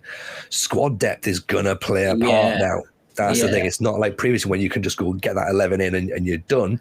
You need to cover for injuries and suspensions now as well. So Gabamin, I think, has just gone for Sai and just waiting for Limo. Sorry, Kev. But it's the reason that it's important to get a first team that's slightly better, I think, is that they were suggesting that this is not being played in the usual draft mode. This is being played in a database, is it not? Yes. And there's like a week between games, etc., for people to recover. Right. So I think that's what the suggestion was from some that I've heard since last week, that they go for a much stronger first 11. It's never really the injuries that get you, or it's suspensions that get you. It's the yellow cards that get you. You need cover, especially if you're playing wing backs, because in my experience in the game so far, wing backs get a yellow card nearly every time you play. They're just yellow card magnets. So if you're playing that system, I think you need depth. Now, there's some really cheap fullbacks, like we were saying, the 4 or 5 million range. There's a lot of quality there. So I think you can afford the depth even at 300 million. Yeah, Jersen's gone for Limo. Sorry, it looks like Giroud is going to go for Hood Game. And interesting as well, just to cut in there, Stace. Interesting as well, because of the fact that it is a league format in a database, we did see a goalkeeper injury. Age 2. Interesting. Yeah. So I know that there's a lot of people will, when they draft, go, don't need a backup goalkeeper. But we did see a goalkeeper injury, and it was in the last game of the season. So we got away with it. Age 2 thankfully had a backup goalkeeper, so it didn't cost him. But for those people who only draft one goalkeeper, and when you need to get a point on that last game of the season, that could cost you. So maybe a backup goalkeeper is the way to go. Interesting. It's Hood now with his second pick. I think he's trying to find Bremer. Is that what he's trying to spell there? That would be a good pick if he did. Sorry, Stace, did I interrupt you there? Sorry. No, you're fine. We were saying, I think the depth is important now. That has changed to I think it's even more so important now. The yellow cards, you're going to get suspensions. Yeah. You're probably going to see a red card in the first game. The first round of games. So they tend to cost more problems than injuries, I think. So still waiting for Hood to commit to Bremer? Not like in a sort of Love Island way, but yeah, he did, yeah. made him a lovely tiramisu, and it's all fine. Now, Limo is wondering, he's actually got a player called Everton on his shortlist there. That's the most Limo thing we could possibly find. All right, okay. Plays out in Portugal, I think. I think he does, Benfica. Used to, at least. It's quite a nice, again, it's quite a nice setup. That Ruben Neves pick, now that he's got everything else around it, doesn't look as out there. But at the time that he picked it, that's what seemed a bit off, I think. He's now looking left-sided. He's fitting into the squad nice now and looking at it. Like Limo's squad. Emil Forsberg, left-sided midfielder. Yeah, Limo also looks like he might have a little bit more budget left than some of the others as well. Yeah, I think there's Limo hasn't spent big on anyone, not massively. No. I think Limo's like myself. Limo thinks the budget is his own budget, so refuses to get too much going on. Bruno Guimaraes has gone to Saimaj, so and he's just held up a sign that just says "Give the ball to Tammy." So I think that's. And Guimaraes could do that definitely easily. Again, he's a solid pick. Yeah, again with some other three. He's definitely going 3 strikers, isn't he? So that's a good player to be distributing the ball there. Kozabob's now in the goalkeeper section. Rui Patricio for £11 million. Well, I mean, again, it's a solid goalkeeper, and for that sort of price, I understand why he would go for it. It wouldn't necessarily be my choice, but it's not a bad choice, I don't think. No, I think he's obviously budgeting because for an extra couple of million, you could possibly get Schmeichel and all. You used to be able to get De Gea until like their last bump for 11 million quid. Well, he's doing a bit of a turnaround in form, isn't he? Really? He is, so yeah. Jerry Saint-Just is in FM Girls squad now. Okay, stay quiet. Right. Saint-Just was taken by Stinger last week, I think. He was. Yep, he was. How did he do? Well, Stinger's not coming back next week, is he? Yeah, well, there you go. I thought it was JD's tactic of doing the exact opposite. At least he has a saint in his name. You can pray to him, Alice. You might get something out of him. And is that Benassia? Yeah, Benassia to Benassia. Shaughnessy? I really like him. I think as a midfielder, he's got a lot going for him at 24 million. I think that's a very good buy. I like him in a 3. As well. Yeah, he can play all over the kind of DM, CM roles. He can do it all. Yeah, JDFM has signed Bazuma. He's Bazuma, who again I like, but allegations off the pitch, I would refuse to draft. I agree. This is the thing. There's a few moral selections in here as well. You sort of go, "Oh, this would be a great pick," but he's a rotter. So, Really? yeah. Speaking of which, the cat kicker's not been picked yet. Not yet. No, he normally goes fairly quickly. And there are reasons for it, but Yeah. And of course, you're talking about big names going towards the end. One man who does again also have a reputational issue. Went in the last round. Ronaldo did quite well for Dupe last week. Yeah, he did. Yeah, very late pickup. Who we got? That's Calabio. Is it? Have I read that right? I didn't see it. Just go with it, Tony. I think you nailed it. Yeah.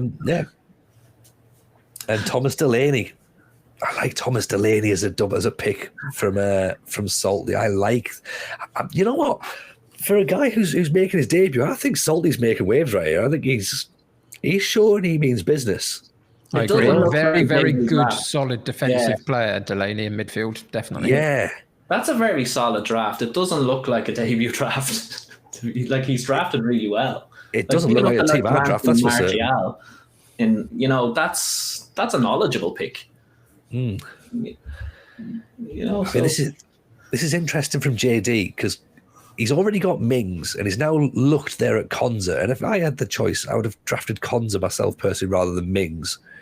If I had the choice, I would not be drafting any Aston Villa players whatsoever. Well, there is that as well. There is that as well. I'm with you on that one, Lam. Neither of those either. He's gone with Vindal. So Vindal's got 850,000. So, and now he's left. He's decided to go, so he's given for up. a topper. He's gone to feed the fish. Again, though, for 850k, Vindal is exceptional value. Yeah, Good bargain for 800k. Good pick. Anguissa possibly looks like he's coming out 14 million for Shaughnessy. Okay. Yeah. Lock it in. It says here tireless defensive midfielder, so that's what you want to get some good defensive work done. He's packing his midfield at the minute, honestly. Yeah. That is a very solid central midfield. Tchouameni, Benasser. He's packing it. You're not getting past it, are you? You've got to be focusing on it, but I think he's focusing on it in a manner that allows him to play 3 up top. They're all kind of solid defensively. He has a system, except for that last pick there. I don't know who that is. Is he playing that system where you've got the two holding midfielders, and then you've got one just in top who's the box to box possibly, and it's like a sort of a pack 3. It could be that could then sort of like counteract maybe like a strikerless or like sort of people who are going to play the ball long. Like he's going to be midfield heavy. You can see that.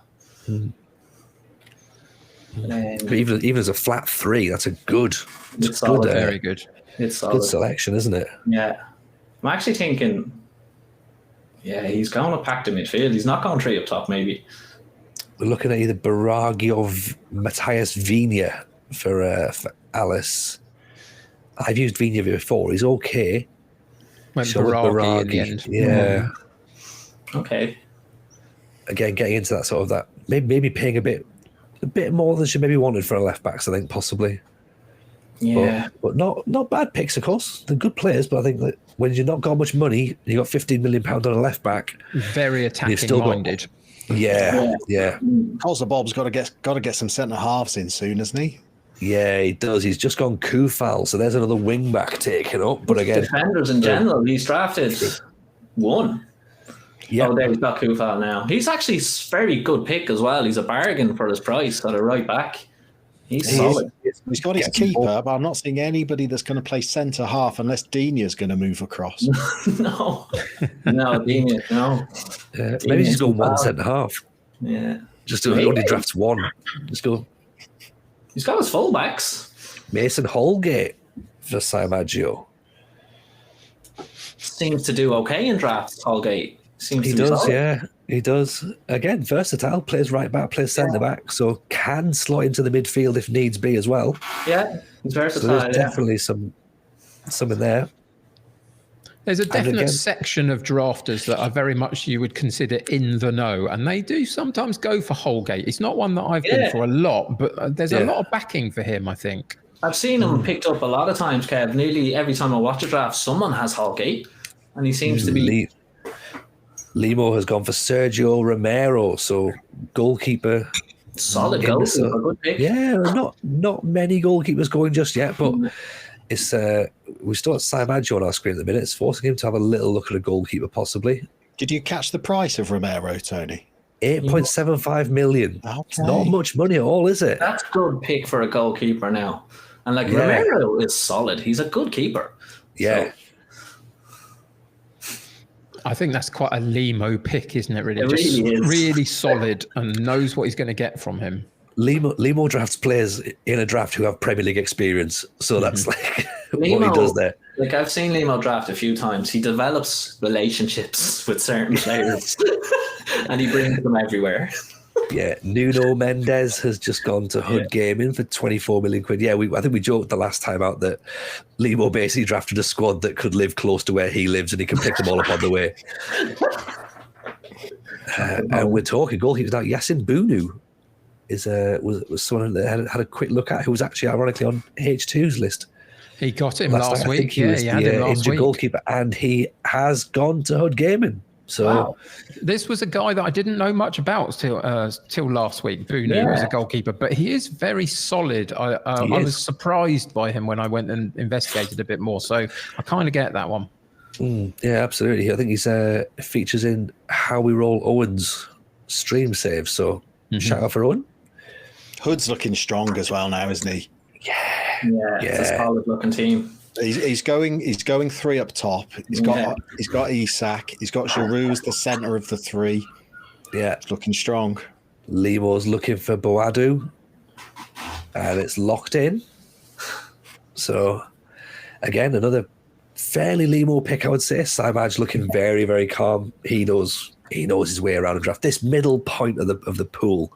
This is the guys at the back end. They know their ways. They know, as you say, the inside out. They know these little budget picks and stuff, and they're not getting flustered at all. It's the drafters at the start who got your early picks, because you always think, okay, early pick, good, I'm in, but then you got time to worry when everyone else who knows a little bit more is getting stuff done. So, and then it comes back around. It's going to be interesting to see if someone's still going to go for a big £50 million signing.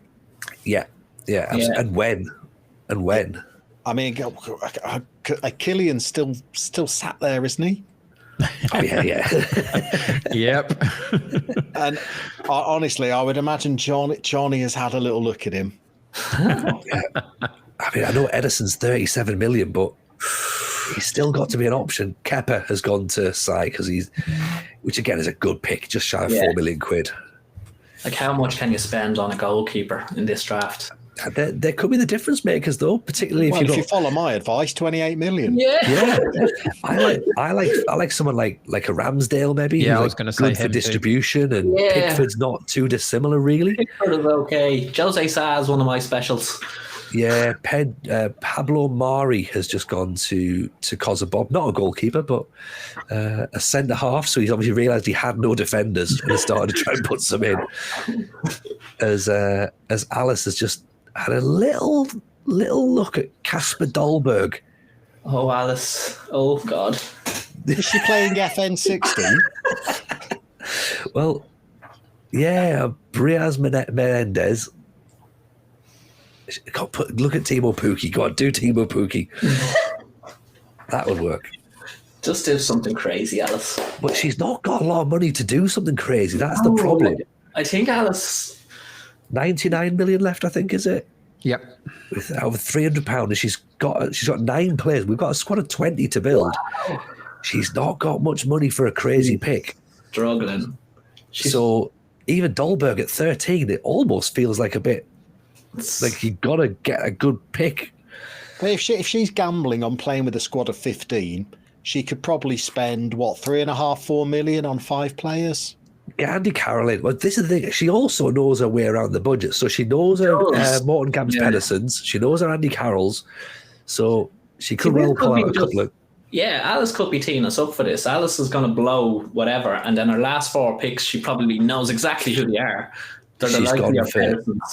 She's gone for Timo Pukki. Timo Pukki. So Timo Pukki, which, not a bad pick. Not a bad pick. He's big and strong. He can score goals. So it's just, is he mobile enough? I think it's going to be the thing. I think with each pick at the moment, more is being expected of Lukaku.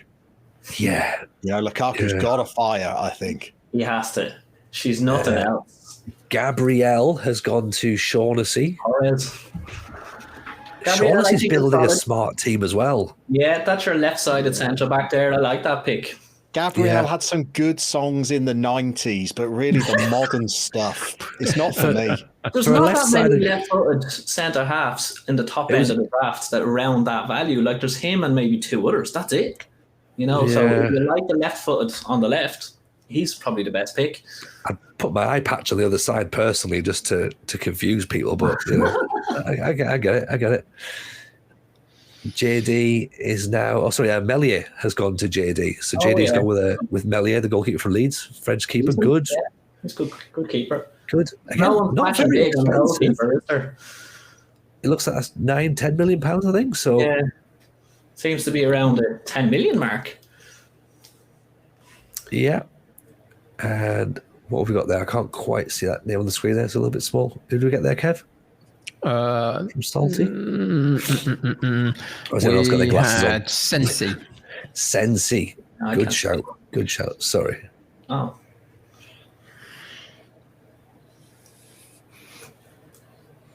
I think I'm looking at Steve and Limo. And probably Sai so far as the strong ones. Yeah. Again, it's another good pick there. Let me just zoom in. I'm sorry. I'm going to get my glasses in a minute, aren't I? Someone read that pick back out again to me. He's got Sensi, right? Salty, bring your squad up. Let's have a look and see who you just picked there, because I can't read it from here. Jim City? I don't know who he is, to be honest. Yeah. Jim City. Jim Jiminy Roo. Jim City. Isn't Not that one like that I'm familiar with. No idea. So we've now skipped off as well. So more picks have been happening. I'm missing the pick. Maduaki for JDFM. Maduaki. Again, he's just 5 million. Decent. Yeah. He's trying to play catch up at this point. JD just taking a guess. But I think JD's squad, a lot like Alice's, if the big players perform, if Flyovic, Sancho, Goretzka, if they all perform, it looks strong. I mean, I suppose. Some of FM girls' picks, have been budget options, but if Van Dijk, Lukaku, Torres, Lenormand, if they're all firing, it looks as strong as any other to me. Yeah, it's a good point, actually. Shaughnessy's got Lazari in there as well, so he's definitely getting a good starting 11. But yeah, I suppose you're right. Maybe, you just roll the dice and hope that you don't get injuries, you don't get suspensions. If you can get a really strong 11, it is momentum. We've said it before. It's morale manager in parts as well. So if you can get 11 players who know how to play together and it clicks, then yeah, maybe that's there fine. goes Sule's just gone for Alice. There you go, Stacey. So is she? I mean, not a bad partnership with Van Dijk again. That's possibly a lot of money to blow for Alice when she's got a lot of picks. Like I think, how much is he? He's 25 mil. 25 mil. But I think that's smart, because what she did was she got Normand in earlier, and can play him if she wants to. But there's always the opportunity to upgrade if you can, and she's done that, I think, with Sule. Yeah, yeah, absolutely. And cousin Bob has got Azure in for again 14 million pounds is decent price, I think, as Sam Adjo's considering. He is, isn't he? And he does a lot of stuff well, Azure. And again, versatile, can play centre half, can play DM, can play half back, anchor. He can even play central mid if you need to, but it's play the clarinet. Sort of money. Plays the fool. He's a good pick, very versatile. Yeah, he's solid. Nicholas Pepe is an interesting pick from Sai. Not what I would have expected. 24 million pounds as well. Kev, you pulled the first fist before. Never seen him in a draft. Interesting. Kev, you pulled a face as well. Sai's gone back onto Pepe to look at him, and what I would say is that there's some great stuff. His pace is great, his long shots are good, technique is good. There are some gaps in the mentals for me. No determination, positioning isn't great, no teamwork work great, all that kind of stuff. So it's a mixed bag, and for 24 or whatever it was, I'm not 100% sure that's a great one for me. There's other players there. I think Limo's just got Jude Bellingham, because of course that's the Scouse national anthem, Hey Jude. So I have to get him in there. There's still, like, if the people got down to the 4 or 5 million range that Kev was talking about, there's some quality, like there's the likes of Xavi and stuff still sitting there, and just some quality at that level. Some really, really good players. Dembele has just gone for HUD for £5 million. Yeah, so I agree with the Pepe pick. Too expensive. Too expensive for not guaranteeing you £24 million worth of ability. Absolutely. I think there's. Emre Can's only just. Emre Can? God, click the button, Steve. You know you need that. Like £14 million. Emre Can's a steal in any draft at 14 million quid. He is. And he's gone for a job. Another versatile player as well. So Steve said he's going to stick with his 5-2-3 formation that he's used in the last few drafts. Yeah. I reckon Chan could cover for one of those centre halves as well as being one of the two in midfield. Yeah, 100%. But if you're only going to play two central midfielders, you don't want either of them to be too extravagant or leave your back three exposed. So Chan's perfect. Yeah. He's one of them you can put anywhere on the pitch, I think, Chan, and he'll do a job. 100%. 100%. Limo's looking at Anthony now. Chan's a player that I like. He's good in those asymmetric roles that just fills the space. And as you say, can be centre half as well. And he's surprisingly tall, so he's decent on set plays. I always presume he's a lot shorter than he is, but go on, Limo, pick Anthony. Yeah, are you a fan of Anthony, Stacey? Oh, I like Anthony. Anthony is versatile in this as well. Now, I only started picking Anthony when he was linked with United and trying him out and seeing what he was like. But my God, he's good, and he can actually play up front on his own as well. Doesn't say he can, but he can, and he will score. So he's a good pick. Yeah, he was one I had marked out for the last tournament. I think of someone to look out for. Because again, not particularly expensive either. So gone for £15 million. He's gone. He's a good pick. 15 mil is.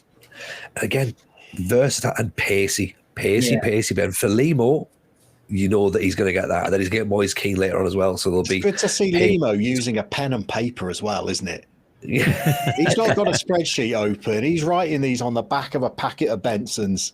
Yeah. Oh, here's the cat kicker. He's in. Zuma has gone from first round pick to what we are now, round 12. Wow. For Sam Adjo. You know what you're getting with Zuma. You know what he's going to do with him. Oh, he's going to score a lot of goals. Yeah. Also, Bob said that he was going to put a lot of his budget into his first 11 and then scrimp and save on the backup. So I think we're into the budget territory for him now. So that explains Moussa Sissoko, does it? So the budget's gone. 4.75 million. He's also refusing to top the bus up with diesel. He's collecting £5 a week subs from every player. Like, there's still a lot of good picks available. Alice, you've only got 50 million quid. Don't look at Donnarumma. You can't afford that. You can't afford that mistake. Look at his brother. Javi or Jan Koto or someone like that. 4 million. Onana's 11. If you're going to spend big on a goalkeeper, go Onana. Oh, yeah. And she did. She did. She's gone Onana. Just channeling.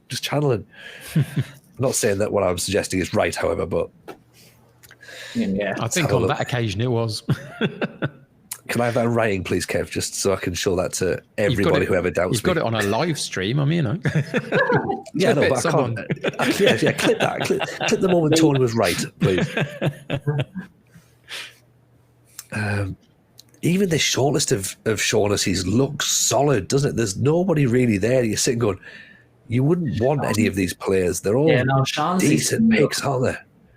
They look Zaniolo's good. Camavinga, yeah. Raspadori, I quite like. Raspadori would be great. He's going to go Camavinga by the looks of it.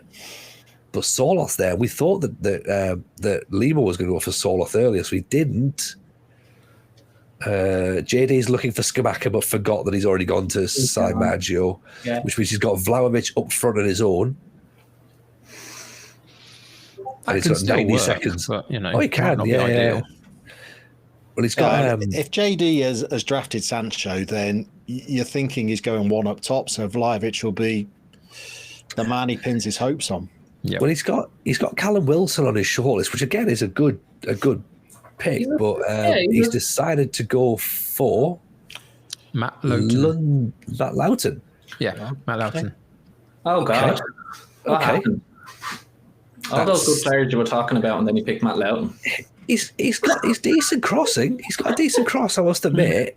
But 850k, Yeah. He'll do a job, I guess. He can take a corner. From the bench. Yeah, and if he's got him in at 800k so that he can make a 10 million signing on player 15, player 16, it could be good business. There's reason for it.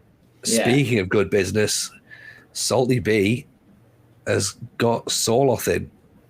Soloth. Yeah. Soloth. That's interesting, that. And I think he's looking at... Is he trying to get Douglas Luiz there, possibly? On a Danilo. There's a versatile defender, isn't it? Very much so. Very much so. Plays everywhere. Did he definitely get Soloth? Because that's a really good rotation striking pick. Along with, Haaland, Martial. He's some strike force there. Danilo's in, £12 million. That's there. You talk about how you spend your money in a £300 million draft. You get a £12 million defender who can play everywhere across the back line and DM. Yep. That's the way to do it. But can he cross like Matt Lowton can cross? Potentially, potentially not. That's the thing. That is the thing. Cross like Lowton? Nobody can. Badashili is in. Yep. Really, he's good as well. I really like him. He's really good. I think you've used him in a draft recently, haven't you, Kev? I think. Yeah, for 900k, I think he's an amazing bargain at that price.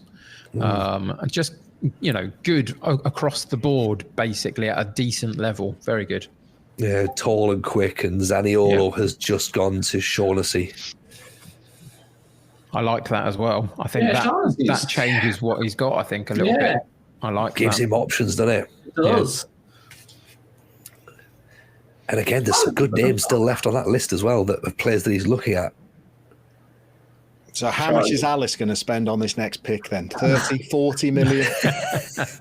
Well, she's got 7 picks left, hasn't she? And she's got 44.5 left. Come on, go 40 million on one player. Make a statement.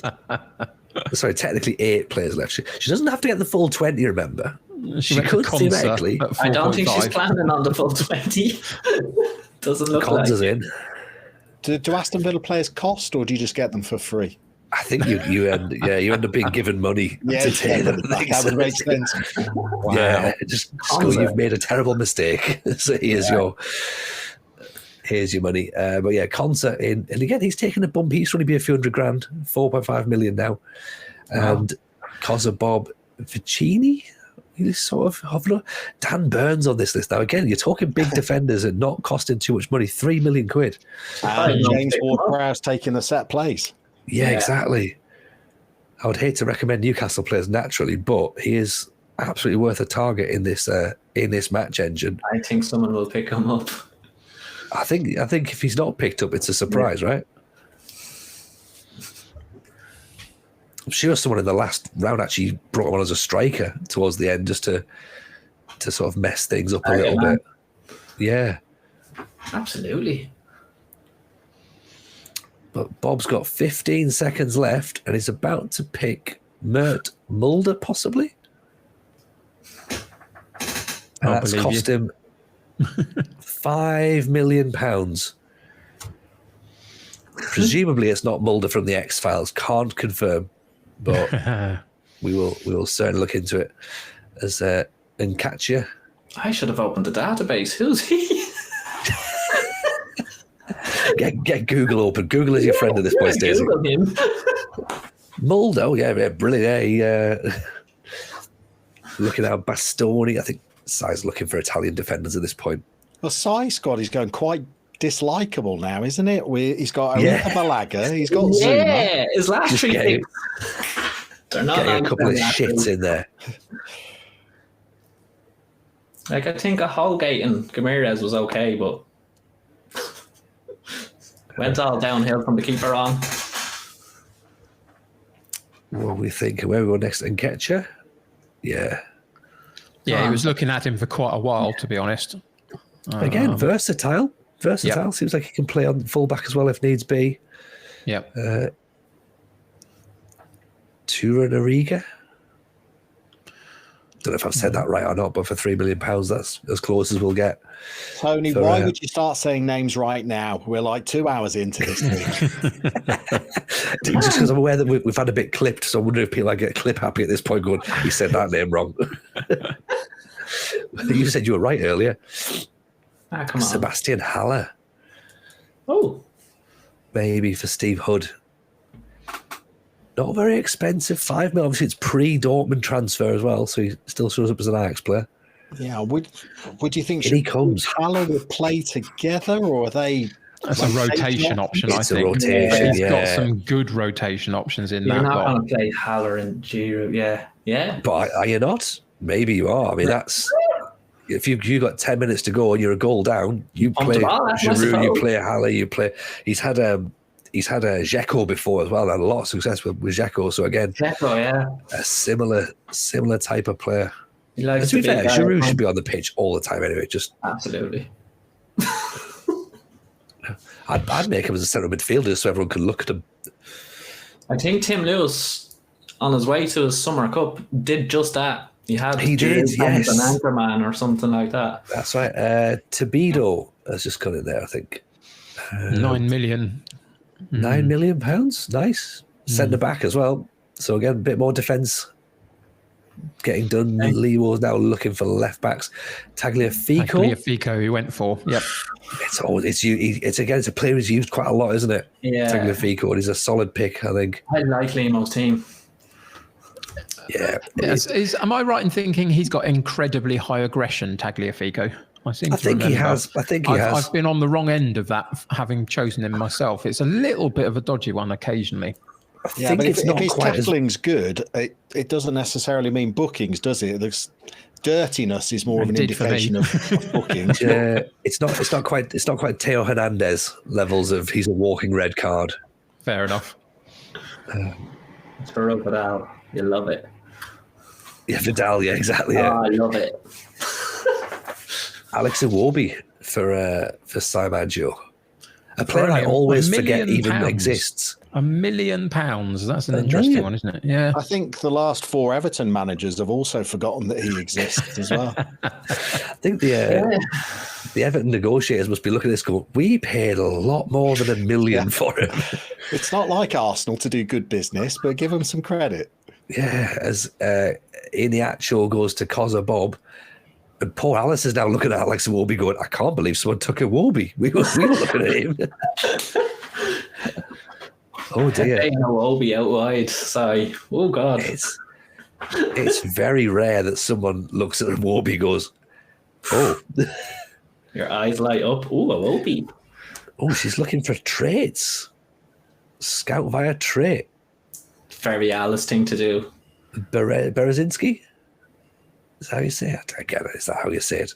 Yeah, sounds about right. That was almost fluent, that one, I think. Wasn't it just, yeah. See, there's a reason he's been picked. Laborde and Andone. Shaughnessy looks very focused, doesn't he? Very focused. Shaughnessy that had no shortlist. Shaughnessy's taking this a lot more serious than he let on. I've got a feeling he lied about that shortlist. Absolutely. He's gone Raspadori as well. I love Raspadori as a pick. And one thing that we don't really appreciate, just kind of watching this without being in their streams, is that they're under a lot of pressure to stream whilst doing these drafts. You know, they're trying to interact with their chat. Everybody in the chat is an expert telling you who you should draft. Most of the people that they're telling you are not even in this draft because they're Saudi Arabian under 19 internationals. It is a really valid point. It really is, because all of these guys, whether they've been in the playoffs before or whatever, they have drafted. They've done, various friendly drafts and other bits and pieces. They have, but doing it on stream is a big, big difference. It really is. It's pressure. JD has just got. Is it Nico? Nico there? Nico. Yeah. Nico. Yep. He was hovering. I saw Martin Cosby on that list, so he's got him for an absolute bargain. German Pizzella is someone Sean is looking at. It is a good point you make, though, Lama, about the drafting with. Well, I was due one. Come on, we're into the second hour of this thing. Yeah, again, get this clipped as well. By the way, Lama made a good point. So that's Pizzella in for Salty, but you're right. You've got these sort of, you're having to sort of try and keep the chat going, keep the energy going, keep the stream going. Someone like Salty, for example, who's a relatively new streamer as well. Yeah. He's not just new to drafting, he's new to streaming. He's obviously learning this in a way that a more experienced streamer and drafter, like, for example, Alimo, would be confident. He does this every single week. He's always doing his drafts. He knows how to sort of like balance things. And yeah, exactly. You've got players like JD who knows a lot, but maybe doesn't stream as much. So it's like, how rusty are you? As Salty goes for Geordie Classy, which again, he's as a backup player, I think Salty's doing a decent job here, to be honest. I was just about to say, for someone in their first draft, when you look at Salty's squad, you'd never say it was his first attempt. There's some picks in there that are really good picks, like. Really that was your first of the night. Yeah, I don't like that pick. The now physicals. Kev is going to say something negative. Here we go. Physicals on Classy are not good enough for me. Yeah, Kev's just turned heel live. I'm still backing what Salty's done in a lot of ways, but Classy, I'm not convinced about. I think his physicals let him down big time. Okay. Look at that skin as well, Tony, that Johnny's sporting there. Absolutely wonderful. It's part streaming, part art. Champ Manager 93 has demanded his skin back. He's gone for Edson Alvarez. Shaughnessy is now considering his next move. So we're into the business end of this point. Yeah. We're in round 15. So yeah, but you're into the business end. Look at Shaughnessy's last three picks: Raspadori, Zaniolo, Camavinga. Yeah, absolutely brilliant. That is 100%. Superb draft. Yeah, it's brilliant. And Edison Capoue has just gone as well now. Like, so this is the thing. You again, you're sort of almost taking the words out of my mouth there, Lama. Is you're getting to the point now where people either know what they're doing and they're getting the picks they want, or they're panicking a little bit, or are we ready to see someone just pull something absolutely massive out of the bag here? Because there's some people who have still got a little bit of money to spend. Alice is not one of them. She's got 32 million, so she's got to shop in the bargain bin. Sai Maggio is one, 117 million he's still got left. So there's still something in there for him, I think. Yeah, okay. He might drop a big one. Like, he might go for a the big forward or something. So he's got a lot of money. Yeah, and even with Alice, she spent big early. But look at those latter picks of Onana and Sula. Those are really strong players outside of your first 11 picks. I think Alice's latter picks picked it up for her. She got it back into it, and Shaughnessy's late picks as well are really strong. She's gone Dan Burn as well. No, that's because of Bob. Because of Bob, so he's gone Dan Burn. Which again for £3 million is a strong pick, and I know that Bob likes Dan Burn as well. Yeah, James Ward-Prowse and Dan Burn is a potential top combination. Yeah. It could be, couldn't it? Front post, corners, gotta have a chance. We're saying now about Saimaggio potentially dropping big. He's just looked at Bernardo Silva. He sort of had a little sneak at Phil Foden. There's Bruno Fernandes. There's something coming from Sai. There's a biggie coming. He's got the budget to do it and still get his last couple of picks and still make good final picks as well. And imagine being this 15th pick and knowing you're going to be playing alongside Alex Iwobi as well. Bruno Fernandes. There you go. No. He bottled out of it. Yep. It was the Iwobi chat that made him go, oh, God, shit, that's a point, yeah. He's got Charlie Taylor instead of Burnley. That's a difference. That's incredibly different. What happened? They do call him the thinking man's Bruno Fernandes. Come on. Sai, that's amazing. That's amazing. He sold us hook, line, and sinker there, He's didn't he? got such a smile on his face at the moment. He was It's amazing. hovering over Bruno Fernandes. He's got our stream up. He's like, oh, they're all going to go for they're falling for the Hernandez chat. I actually loved that he was going Bruno. He's coming back in for one of those guys, I would imagine. Yeah, definitely. That's amazing. Dries Mertens for Limo. Shortly, not bad. No, versatility again. Could be striker, could play in any of those wide or central positions further forward. I like Brandon Williams for 850 grand. He went for Brandon. There's a red card. He's just done that, so plays either fullback. He just loves a foul, though, Brandon. He loves a foul. He can't help himself. Started fighting an empty road and was there, Brandon. But he's pretty good on this database, though. I think covering both, I think, is essential. Yeah, he's versatile again. It's a versatile pick. But it's what you need, isn't it? If you've only got a 20-player squad, you want to get players who can cover multiple positions. Thomas Partey has just gone to Steve Hood. Good side. Interesting in his chat. The player I was about to suggest actually as well for a fullback who can play a couple of positions. His chat just saying there on Steve's screen. You can see there Max Aarons. I love Max Aarons in this database. He's quick. He can cross.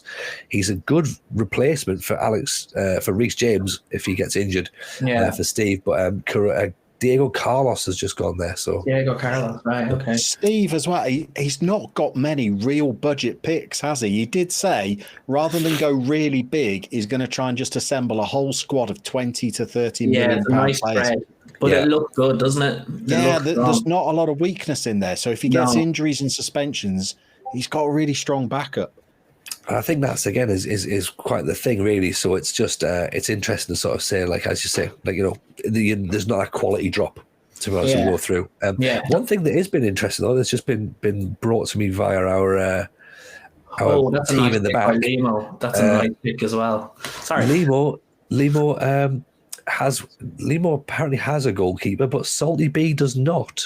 Oh, no goalkeeper. Salty B doesn't have a goalkeeper yet. Chikwueze has gone for. He's a great pick. For Limo, he is good. I like him a lot. Good. He's so fast. There's goals in him, and he's a bargain.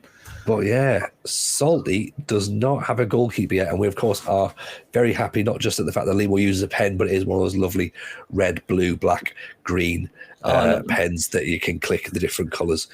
He's obviously not gone for the over-the-top multicoloured neon pen you could get. Lama told me about the multicoloured pen you could get. Beautiful thing, wasn't it?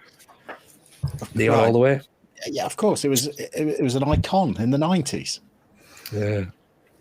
But going back to Shaughnessy not having a goalkeeper yet, is that a big deal? Salty. Is that a big deal? Because plenty of big keepers haven't gone, So as long as if you've got 10 million left, as long as he doesn't forget, it's not a big deal. There is that.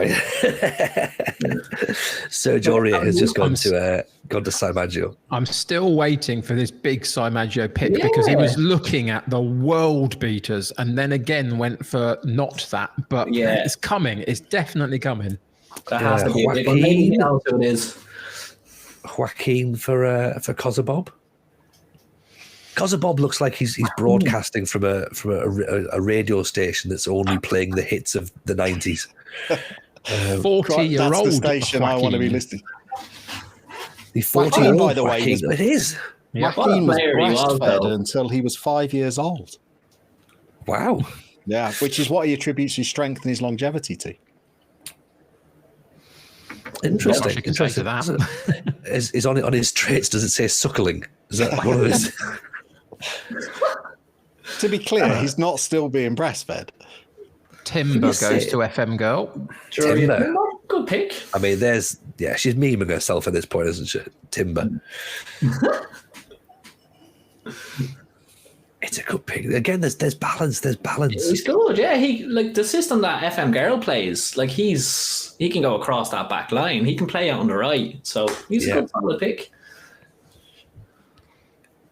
It's just that thing of, is he a bit too young?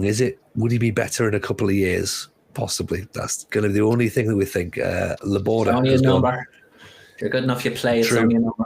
True. There is that. That's what I'm saying. There's Javi still sitting in I mean, look at just, every time the screen goes on, we should take a point off JD.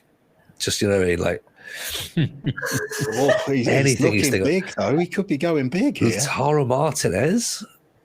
No, he loves an Inter Milan player as well, JD. Yeah.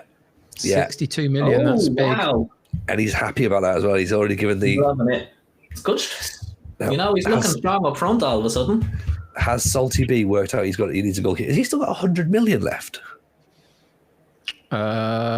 He's got more. 50. Oh, 50, sorry. Something. 56, maybe, something like that. 56. Ederson or something. Sergio Guerra. Yeah, you could get an Ederson at this point, Stacey. You're right. That would be a good shout. But like a Ramsdale, maybe it's about sort of 15, 20 million, I think. Sorry, I can't see him dropping at all on the Ederson, but like he could. He's on a double pick as well. So again, it depends upon how confident you are in your squad at this point. He's got a good squad so far.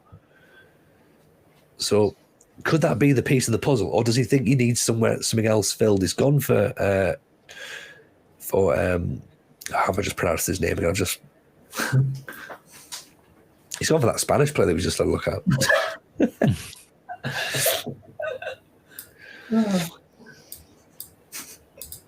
Where are we going? This is pick Goncalves? Pedro Goncalves? Salty went for Oliveira. Oliveira. Yeah. Okay. JD is still going through his shortlist, looking at more strikers. So this could be Schick. It could be Callum Wilson. He's looking at Martinelli. Schick's not a bad shout. Hey. Schick's not a bad shout. I think he's just gone Goncalves, which means that Salty B has got all three of my essential picks and my budget pick. He's going to win everything. He's going to win the lot. He's going to win the absolute lot. Totally is. Speaking of someone who's not going to win the absolute lot is JD, who's looking at Beto. Oh, God. I think he's agonising over whether he splashes a bit of cash on another striker or keeps the costs low and saves it for another position. He went for Beto. Yeah. He didn't consider that for very long, did he? And then Douglas Luiz has gone for Shaughnessy. No, okay. Pretty swift pick. He was very quick with that. Yeah, you did mine made up. Yeah. But he's pretty much just been picking off. I know he says he hasn't had a shortlist, but he's been picking off a shortlist. He's got every single player. He's not been searching for anything. Madueke for FM Girl, possibly.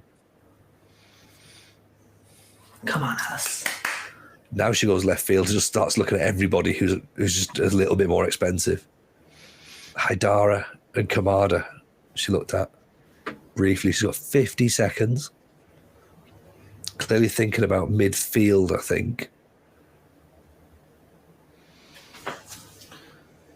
Frank Ribery. Now we're in FM Girl Wow. territory. Wow, Frank Ribery Here we go. still playing? I think he's in Holland, isn't he? Is he at Groningen, maybe? I thought he finished the season in Serie A for one of the clubs that was relegated.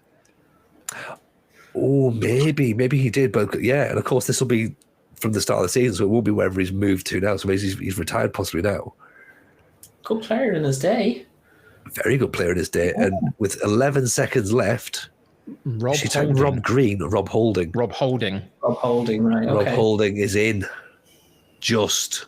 Not quite Frank Ribery. Again, yeah. Similar in stature, though. Kelvin Yeboah for Koza Bob. Kelvin Yeboah. Yeah, Bakayoko looks like it's potentially going to be the pick for Simaj, maybe, or Milijevic. Again, I've been watching Simagio just look through every world-class talent, and he's still not doing it just yet. He's going to save it for his final pick, isn't he? You'd imagine so at this point. But again, he's looking through some wingers at the moment. He's showboating at this point. He's clearly got us on stream. He knows that we're watching. we need somebody else to draft Bruno before he does. I mean, He's typed in Malin. Looks like that. Yep, Malin? he's gone Doniel Malin. £5 million Malin.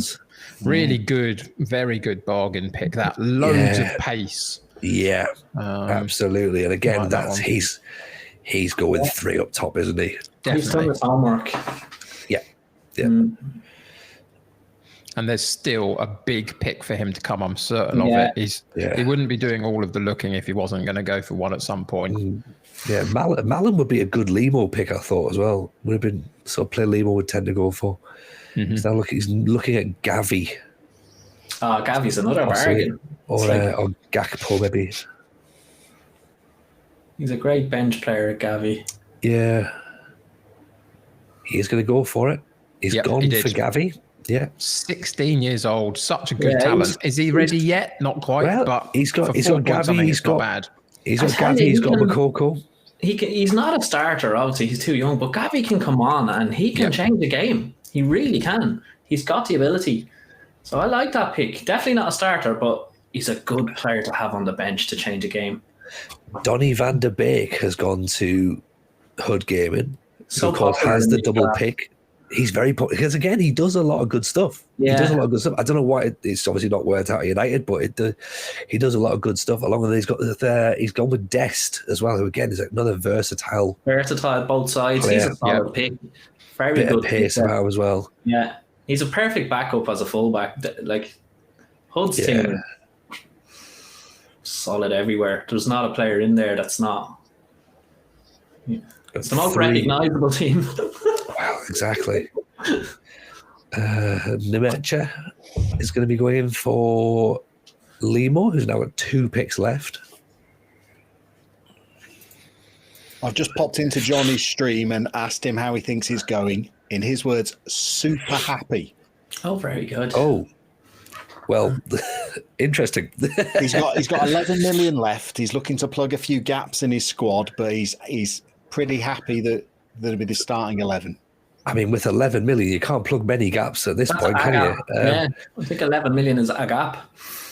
So we've gone for Adrian for Simaj. okay. Simaj is definitely bringing Bruno or Messi or someone on the last Ronaldo. pick. The three, Ronaldo, yeah. the three Ronaldo. players that he looked got- at before the goalkeeper were Ronaldo, Messi, and Mbappe, I think. So Ronaldo, he's get going with to him. bring somebody in. Guarantee it. Ronaldo gets the top return out of them 3 players every time. Yeah. Yes, he does. You got to go Ronaldo on that. He's Well, guaranteed. he worked for Duke, to be honest, as Mustrati has gone to Koza Bob. And again, Duke got him in the last round last week as well. So it was that thing. Again, it's, historically he used to be able to get him at the start, but then he's kept slipping and slipping and slipping. And Yeah. it's almost like he's had another little bump up in terms of ability and he's a bit more dialed in. So it seems to work a bit better in the match engine. Again, in a 3-striker system. Maybe that's the reason that he's back in contention for people. As Shaughnessy is considering, actually, we've missed FM Girls pick who did go for Frank Ribery. She picked Ribery, yeah. Yeah, we didn't see it on the changeover, but now because we're now with Shaughnessy, FM girl, she loves a legend pick, and Ribery is that legend pick, and Milenenko has gone to Shaughnessy, and I wouldn't be surprised if Shaughnessy's going to draft those next two players that are on his list as well. Do you reckon anybody will stop drafting at 18, or are they all going to go to 20? I think JD's trying now because he's just typed in his search, club contains Swansea. So I think he's just trying to draft local lads for himself. He was looking at Torsby from Sampdoria. I like Torsby as a player. He's a good player on this match engine. Am I right in thinking that they've all been instructed to draft 20? They may well have been instructed to do that, Kev, but you know what they're like. They tend not to follow instructions. Fair enough. Milenko just went there for Shaughnessy. That's another solid pick. Like, he's a good backup there. He is, yeah. Visa has just gone to JD for £1 million. It's a cheap bargain pick, that, isn't it? It's a good pick. It's the fullbacks. There's so much bargains. Yeah. As we're going to go on to Salty next, I believe he's on his double pick. We're getting into the final rounds now. Is he still the goalkeeper? This will be the moment if we've sung Salty's praises all the way through, and then it gets to he goes, "Oh shit! Oh no! Nobody tell him. Nobody tell him." Oh, that'd be terrible. Let's see what happens.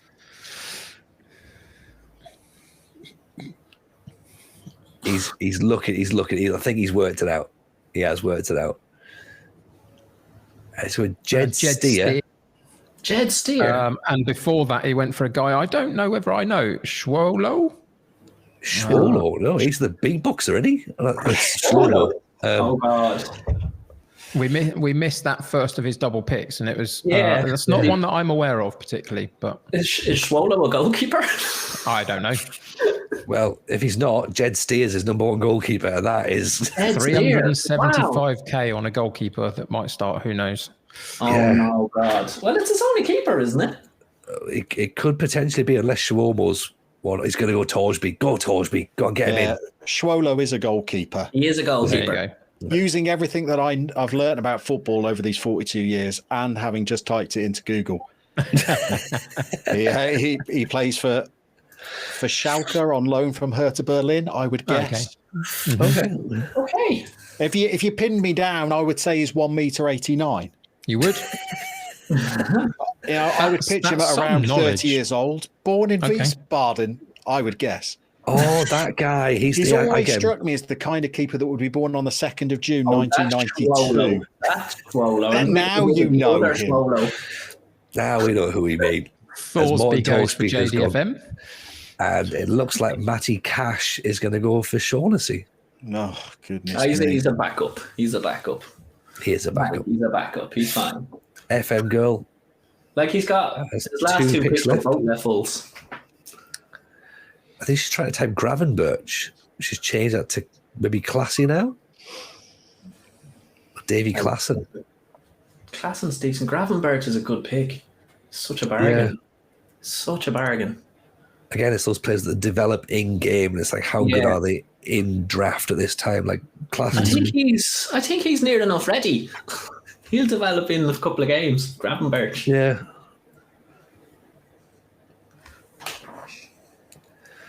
What's she doing? She's thinking about Davy Klassen. He's solid. She's got to be careful with that timer, though. It's starting to just slip down. Giovanni Reina, he's not quite as good as he is in real life, I think, on this database. Go back to Klassen. Yeah. I think out of the two of them, I think Klassen's the way to go. Yeah. As the timer keeps ticking. Oh. I'm just looking through Steve Hood's recent picks again, and 16th and 17th, he's gone Van der Beek and Dest. Yeah. He's just keeping that consistency of player every draft round. Knows what he's doing, doesn't he? Steve's team is just, you look at it and you nearly know every single player in it. It's just instantly recognisable. It's solid everywhere. I mean, I'm tempted to say, I know they're only drafting 20, but Steve's second choice 11 looks like it would be everybody else's second choice 11. Yeah, absolutely. It looks like... And his first choice 11's not bad either. Yeah. So Alice went for Klassen, I believe.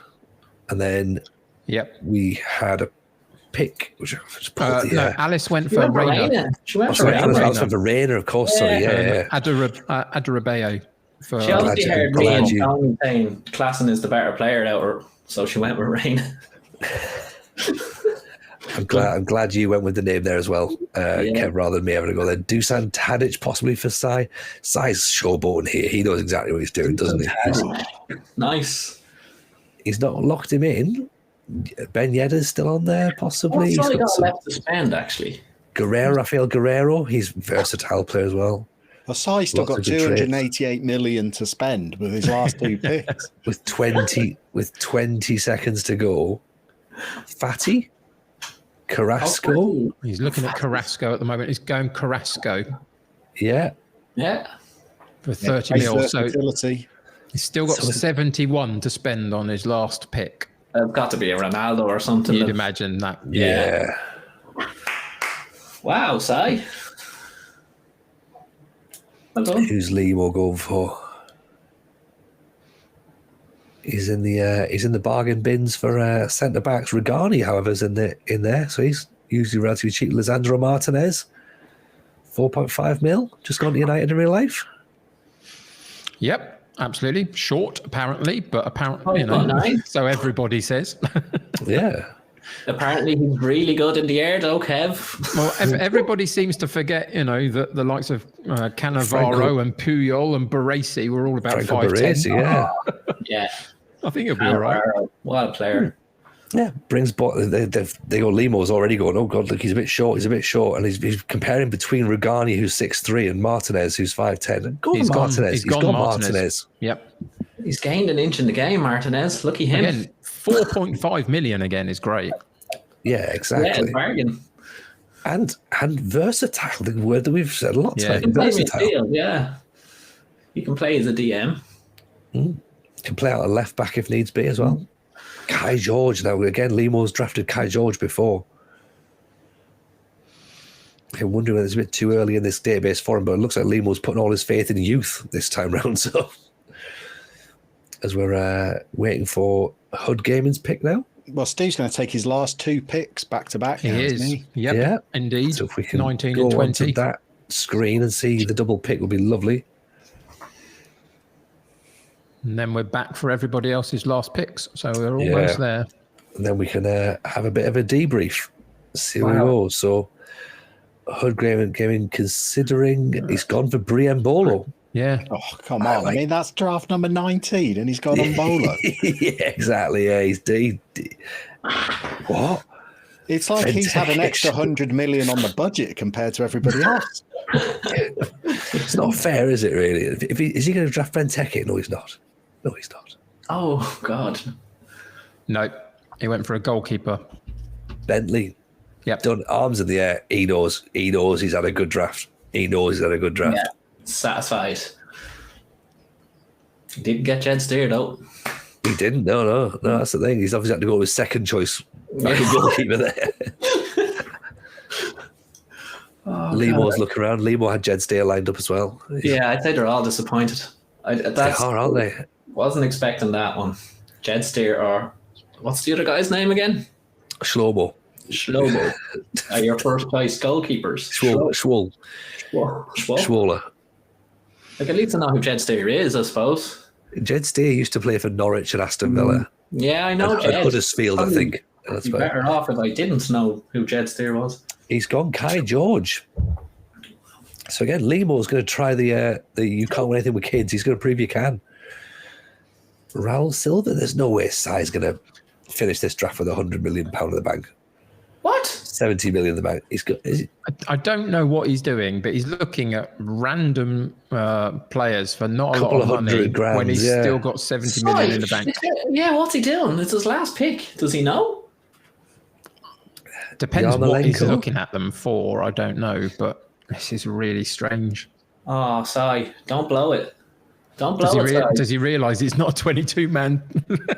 Yeah, that's what I'm thinking. That would be here. so good. Does he realise this is his last pick? We've been building him up for this one final pick that's going to cost him 70 million, and he goes somewhere else. You can't bring it to the grave, which is spend it. He's looking at Andrea Pereira now. What? Yeah, he's just had Diallo up on screen. He's had Yarmolenko up on screen. What's he doing? He's got 40 seconds to work out this is his last pick. This is the long con before he goes messy, isn't it? Yeah. But he's upping the maxed value to like 2.6 What's and now he 5 doing? million. And he's looking at Jesse Lingard. Please choose Jesse Lingard for your last pick and not realise that would be amazing. This would be. My God. Jesse Lingard is a bargain pick if you don't have 70 million left. Luke Diallo. Also, as well, bear in mind. Here he goes. He's back to his shortlist now. He's fine. There you go. Bruno. Boom. There Bruno you go. Fernandes. Fantastic. Well done. What a great thing that was, watching him go around the houses and eventually go back to his shortlist and pick a decent player. Fantastic. I Well suppose done. the thing as well, though, is he could always have let the time run out and then it would have auto-picked and he still would have got a good pick You would from have his got shortlist. So Fernandes is a great player in the database. He's very good. Causa Bob gets Jose Sarr as a goalkeeper. He's solid Jose Sarr. I pick him a bit. That's a good pick at the final pick, 10 million quid. And while Sai goes for Bruno Fernandes with his last pick, I'm reliably informed that Johnny is thinking about Michael Obafemi from Swansea for his last Brilliant. Brilliant. There. I'm a little bit worried I haven't seen Andy Carroll drafted yet. So Alice is on the screen and doesn't appear to be drafting Andy Carroll. She's going for Marciano. Marciano, okay. He's a £300,000 backup goalkeeper. Yep, Presumed backup goalkeeper. All right, I missed that. Shaughnessy's looking at Nathan Collins from Burnley. 3 picks left. Shaughnessy, JDFM and Salty B. Yeah. Is that David Bentley that Steve Hood picked? I think it's Daniel Bentley, I think. Yeah. But I think, isn't he Bristol City's goalie and Steve's a Bristol City fan? Yeah, that's a good point, actually. Makes sense. Good. So Nathan Collins to Shaughnessy, who attribute-wise looks pretty good from He's Burnley, not to be bad, honest. Nathan Collins, yeah. What's Bafemi. what's JD doing? Bafemi, is he? Yep. He said he's going to be a Swansea player. I think he's gone. Good. And Ricky Pugh.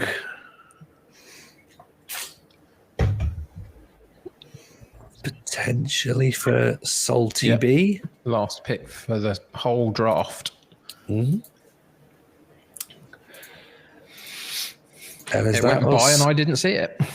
That was done. Did I miss that? With Rocky, didn't we? Oh, okay. So this is the breakdown. All done. Steve Hood has, Wow. not in order, but this is the order that was drafted. Isaac, Gomez, DePaul, Reece James, Zagadou, Lacroix, Giroud, Bremer, Mendes, Bunu, Dembele, Chan, Haller, Todo, Partey, Diego Carlos, Van der Beek, Dest, Embolo, Bentley. How many points is Steve Hood dropping, and why is the answer none? The real question is Steve Hood going to become my financial advisor? It's just that's a wonderful management of £300 million, I think. Yeah, it's pretty much there, isn't it? Like it's a solid squad. Like I said, it's just instantly recognisable to everyone. So that's an achievement in itself. When you have 20 players. And he said he wanted 3 goal scorers. You'd argue that he's got them. He said he wanted Reece James. That was his top pick, even though he didn't draft him first. Looks pretty strong. Yeah, and you're thinking, okay, fine, he doesn't know much about tactics. He does. He knows a lot about tactics as well. So it's not like he's even just drafted all these players and going, what's he going to do? He's going to do, a really bad tactic and do a bad job of it. Nobody said that, Tom. You're just saying that now. I'm trying to find a way of saying that this is not going to backfire, but it's not. If you want to play devil's advocate, Steve has been playing 5-2-3 for his last few drafts, and he said that he's going to play it in this tournament as well. And he hasn't done as well as he'd liked in his last few drafts, particularly his last one. So the squad looks good on paper, but he's committed to a tactic that hasn't performed over the last couple of tournaments he's been in.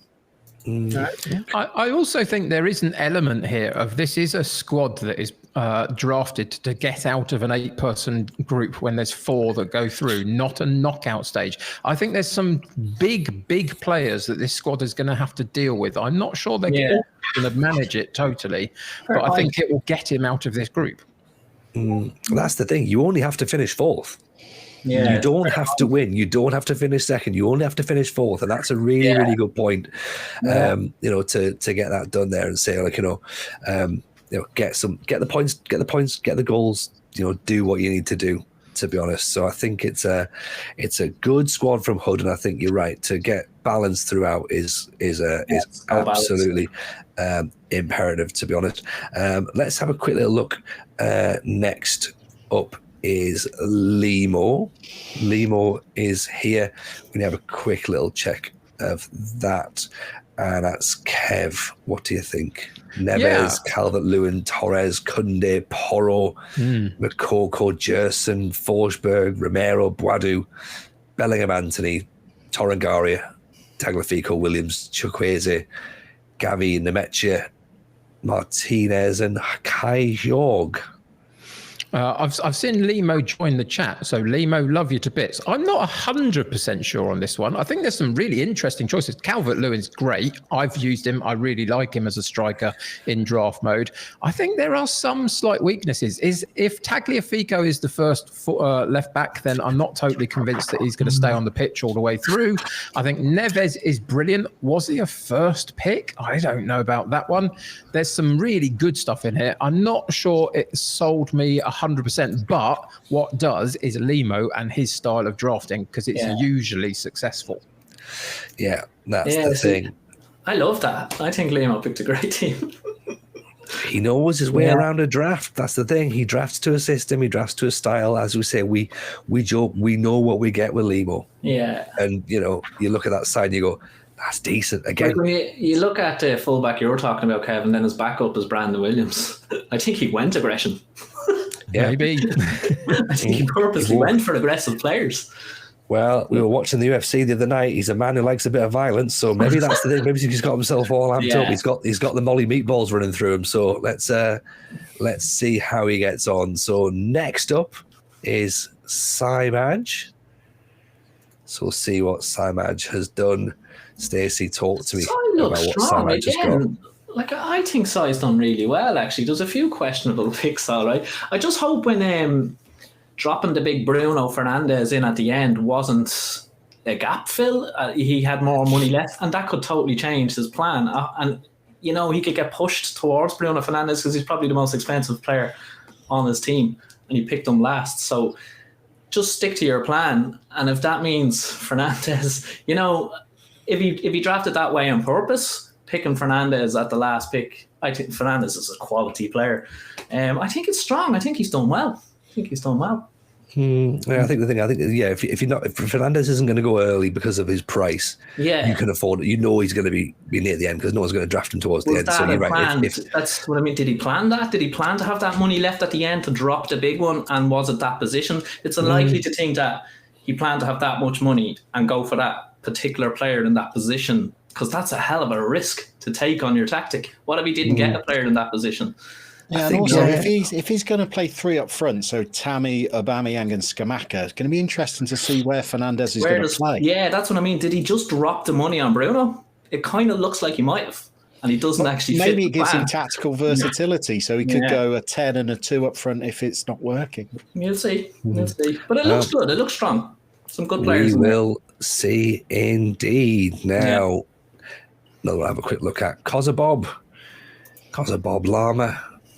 Talks me. He got your man JWP as his first pick. And he's also got some targets to hit with those set pieces, hasn't he? So, Oshimen's not bad in the air. Raul Jimenez is great in the air. Kai Havertz isn't, but is also in the squad.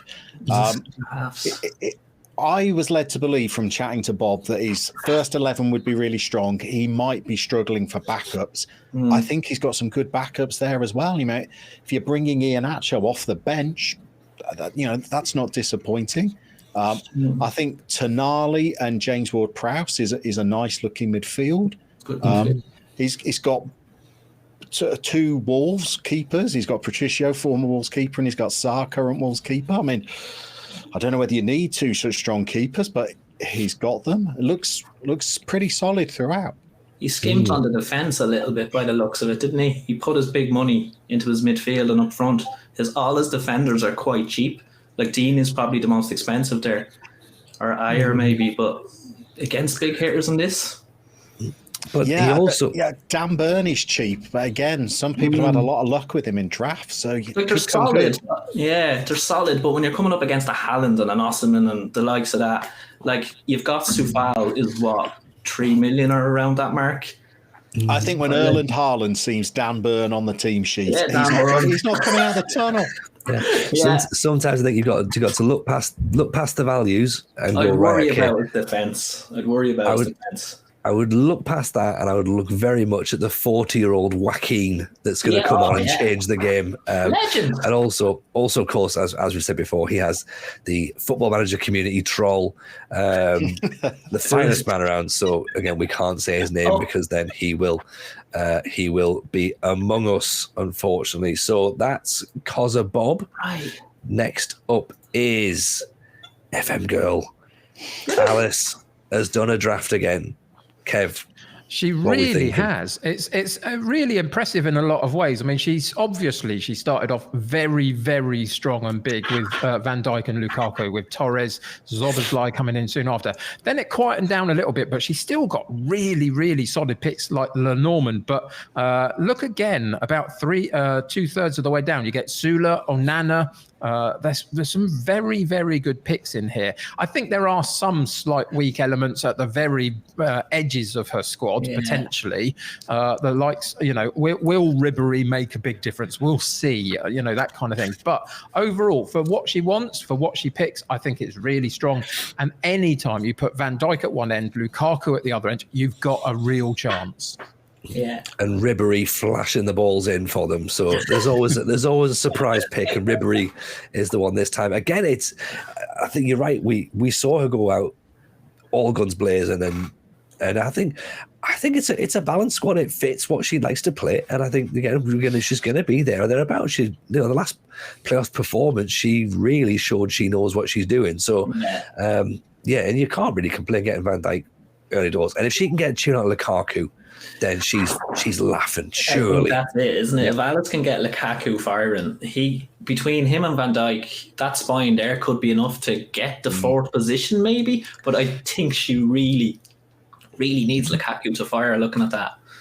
Yeah, absolutely.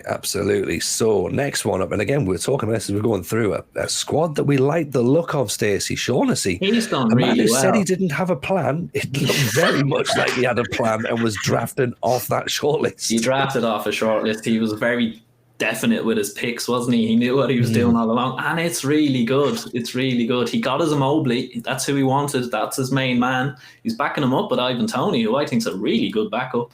He has some bargain picks in there. He saved a bit of money. The likes of the Tellez pick, Benacer. That's a solid squad. I think he's drafted really well. So some players in there I really like. And Shaughnessy could surprise us here. He could be in contention, I think. I think so. I think with 4 positions to aim for, that squad looks solid, and it looks deep as well. It's not like he's just got 11 players and then that's it. I think he's got versatility. I think he's got players in the right positions who can do some interesting stuff. And players like we said there, Raspadori, really love Raspadori, Tomori as well. And Tellez, it's a good, nicely balanced squad. Gabriel's a great pick as well. So there's a lot to like about Shaughnessy's pick and squad. JDFM. That's right. Yeah, I've just texted him. I said, "Are you happy with your draft?" He replied, capital letters, ! Very. I'm with him as long as he doesn't pick up too many injuries and suspensions, I think. Yeah. If Vlahovic fires, if Sancho plays well, if Goretzka, Bissouma make a good midfield, I think he's in with a shout. I think if his big players get injured, particularly Vlahovic, might struggle for goals, perhaps. Yeah, I think you're right. I think that's where his main issue is going to be. If Vlahovic isn't on form, what's the next where Well, does the goals come I from? think he's hoping for that partnership, and isn't it Vlahovic and Martinez, perhaps? Yeah, maybe goals from Basuma, possibly from midfield, or again set plays. Maybe might be the way forward. Michael Obafemi, maybe he thought he was drafting Obafemi Martins, and he's drafted the wrong player. So there's that potential that first issue. 11 works for me. I think it looks good. Maybe it's not as deep as some of the squads like Steve's is, but first 11 looks strong. Yeah, and then maybe that's where all it needs to be. It just needs to be 11 players. And finally, the debutant, Salty B. Kev, what do we think? I think we were waxing lyrical about it as we went through, weren't we? Absolutely. I think that there is an amazing start to this draft here. I think the first 5 or 6 picks are really pretty spectacular in terms of what he went for. I think there are a couple of gaps. Goalkeeper is one that we definitely picked out that maybe didn't quite go his way. But other than that, for me personally, if he's going to pick my 3 essential picks and my bargain pick, then I have to back him, and I will. I think this is a really good squad. It becomes about tactics now and that goalkeeper that I'm not 100% sure about. But come on, Salty B, you can do it. I was going to say that he's done well to get such a strong squad, having drafted Haaland first. I think that that was the best part of a quarter, a third of his budget gone. I think it's good considering so much went early. Did he forget about a goalkeeper, lads? Like I think his draft was grand, and for someone that's supposed to be a first, like I done my first draft not so long ago, and I was panicking. I didn't know how to use filters. It was an absolute nightmare. It was a disaster. That guy, if that's his first draft, has done really well, but I think he blew it all down with his goalkeeper. I think his goalkeeper's going to let him down. Well, this is the thing. I mean, again, maybe he's just relying on not needing a goalkeeper. I mean, he's got Haaland, he's got Fabinho, he's got Martial, he's got Asensio. He's listened to everything that Kev says he has to get, and he's gone and done that. Maybe he doesn't even need a goalkeeper. He's gonna need to do that. I think he's got to concede, isn't he? Well, yeah, maybe. You are going to let some goals in, but is the plan just give the ball to Haaland and hope he can outscore everyone? And then if Haaland doesn't score, Sorloth's a big monster, so stick the ball up to him. We are going to try and get Salty in to have a little chat with him, just to sort of to get some thoughts process behind that, particularly with I'm sure we mentioned that goalkeeper situation. Hello to everyone, by the way, who's come in for raids. Obviously, we are aware that there's been some people come in. So Scoops has come in, and we've had. I thought we're changing over there. It's not in yet. Scoops has come in. Sean has come in. So Mad just come in. Salty B himself has come in there. FM Girl, Limo, welcome, of course, everyone, and everyone who's been following the draft tonight as well. Hope you've enjoyed it. Hope you're sort of getting some sort of feel for how it's going to be on Thursday. I think we're all looking forward to the actual tournament itself. Apologies for scratching my nose. I came down with COVID this morning, so apologies for that. So I'm a little bit sniffy. So there we go. Hood Gaming's in as well, of course. So that's good. Here we go. We have the man himself, Salty B. How are you? Are you well? Good. First of all, we're about to come on in a second. There you go. Now we can do proper hellos. How are you, my man? Are you good? I'm doing very well. Yes, thank you, Tony. I'm doing very well. Excellent. Well, first of all, well done on your first ever draft. Of course, first ever draft for the playoffs. How did it feel? Was there any nerves coming in? Were you chilled? Were you quite calm, or how did you find it? Yeah, a little bit of nerves. I won't lie. I planned as best I could. I kind of knew I had to get some backups involved and all that kind of stuff, and kind of make sure I had myself covered. And there was a few areas when that was called upon, but it was a pretty smooth draft, though. To be fair, I got the vast majority of the players I wanted. And it went quite well. But yeah, a little bit of nerves coming in. A little bit of nerves is reasonable as well. How was the pressure of the number one pick? Pretty easy, because I knew who I wanted straight away. I knew I wanted Haaland, so it made my planning easier, because I knew that I was basically working on a 230 million budget for 19 Fair players. enough, So I knew I could plan easier probably from that, and I liked having the double picks as well. It was a little bit nerve-wracking knowing there was 15 players being picked before my next pick. And I was just watching it many times, like praying that people weren't going to get picked for however long. But yeah, it was okay. Yeah, no, that's a fair point. It's a fair point. I think you're right there. If you look at there as a £230 million draft, then it makes things a little bit easier. Stace, do you want to ask any questions upon that and sort of stay? Because you were saying, you said sort of early doors going like Haaland's a big expense early doors, right? So at that point you then go, right, what's your plan? So do you think that Salty's approached it in the right way, or do you think, would you have approached it differently? How do you think? Yeah, well, like you picked Haaland with your first pick, so it kind of dictated what you had to do with the rest of it. Like I was saying personally, I think there's not enough money to draft Haaland, and you drafted really well after spending that much money until I think you got to in between the posts, in between the sticks. I've heard there's a bit of criticism over my goalkeepers. Well, we had to Google one of them. What, Jed Steer? He's the one we knew. Schwolo, he was the player I wanted. He was who I wanted. Yeah, he was who I wanted. I knew that I didn't want to spend a lot of money on my goalkeepers. I think he's like 7 point something, which I thought is okay. And he's got 15 aerial reach. I think he's got 15 reflexes, something like that. Like, there's a couple of areas he's not amazing, but he'll do the basics. And one-on-ones are like 14, 15, something like that as well. Pretty high. Like, I mean, and I've never had much luck with goalkeepers. So, I mean, they're all rubbish. So, they'll probably all let in a lot of goals. So you don't really spend on goalkeepers in general? Yeah, I wasn't going to hang my hat on the goalkeeping. So I thought I'll get him in for the basics. And if he doesn't do that, then sorry. Well, you're out. Yeah, then I'm out. Yeah, see you later. Yeah, it's a fair comment, to be honest. I mean, I know goalkeepers can some people say they can either make or break a squad. And offline saves, I have terrible luck with goalkeepers. Online saves, there's a few that I particularly like the look of. Kev, would you sort of have anyone else in mind prior to that? Obviously, I mean, it sounds like Salty's got his man that he definitely wants.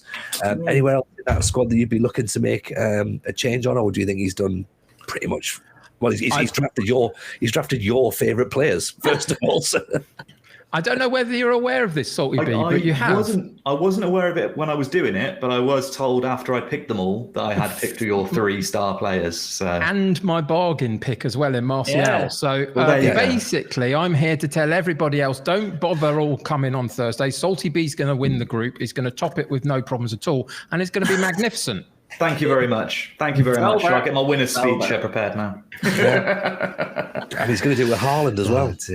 Oh dear. I am nervous. I am nervous that I am going to completely flop, though, because I've had a decent draft, but obviously a completely different situation on Thursday. Like coming up against some tactical geniuses, seeing what's happening. But it seems like you've drafted to a system, and Llama, I mean, you've been taking a bit of a look at this. Now, you must be sitting there thinking that there's definitely a plan there. This is not a squad that's just been, all right, you've got this amount of money to spend. You'll do. There's a plan here, right? Yeah, I don't think you draft Haaland in the first round without there being a clear plan of what's going to happen. Otherwise, you're doomed. Well, I was going to ask 2 questions, really. Number one, when you drafted Fabinho, we started chatting about where on the pitch you might use him. I've seen other people in drafts use him as a creative centre back, could be a half back, could play in the DM slot, central midfield. Are you prepared to let us know how you see him being utilised? Yeah, defensive midfield. I haven't quite figured out exactly what role, because I know he can play numerous depending on who's in front of him. It'll kind of tailor what role he's playing, but I also wanted him for his versatility. Like you said, he can play at the back, he can play in midfield. This is the reason why I wanted him as my second pick, and why I was worried he might be one of the guys. Somebody else might want to go for him as well. For versatility, and he's just very good all round. He just seems to be a beast in whatever position you put him in. So I'm just hoping that he actually pulls it off for me. But yeah, probably in like a defensive midfield position. Half-back, ball-winning midfield, something like that. Yeah. And the other thing I was going to ask is, obviously, you're hoping that Haaland is going to be top scorer in the competition and fire you through. If you've won a game and Haaland hasn't scored, who are you seeing scoring the goals for you?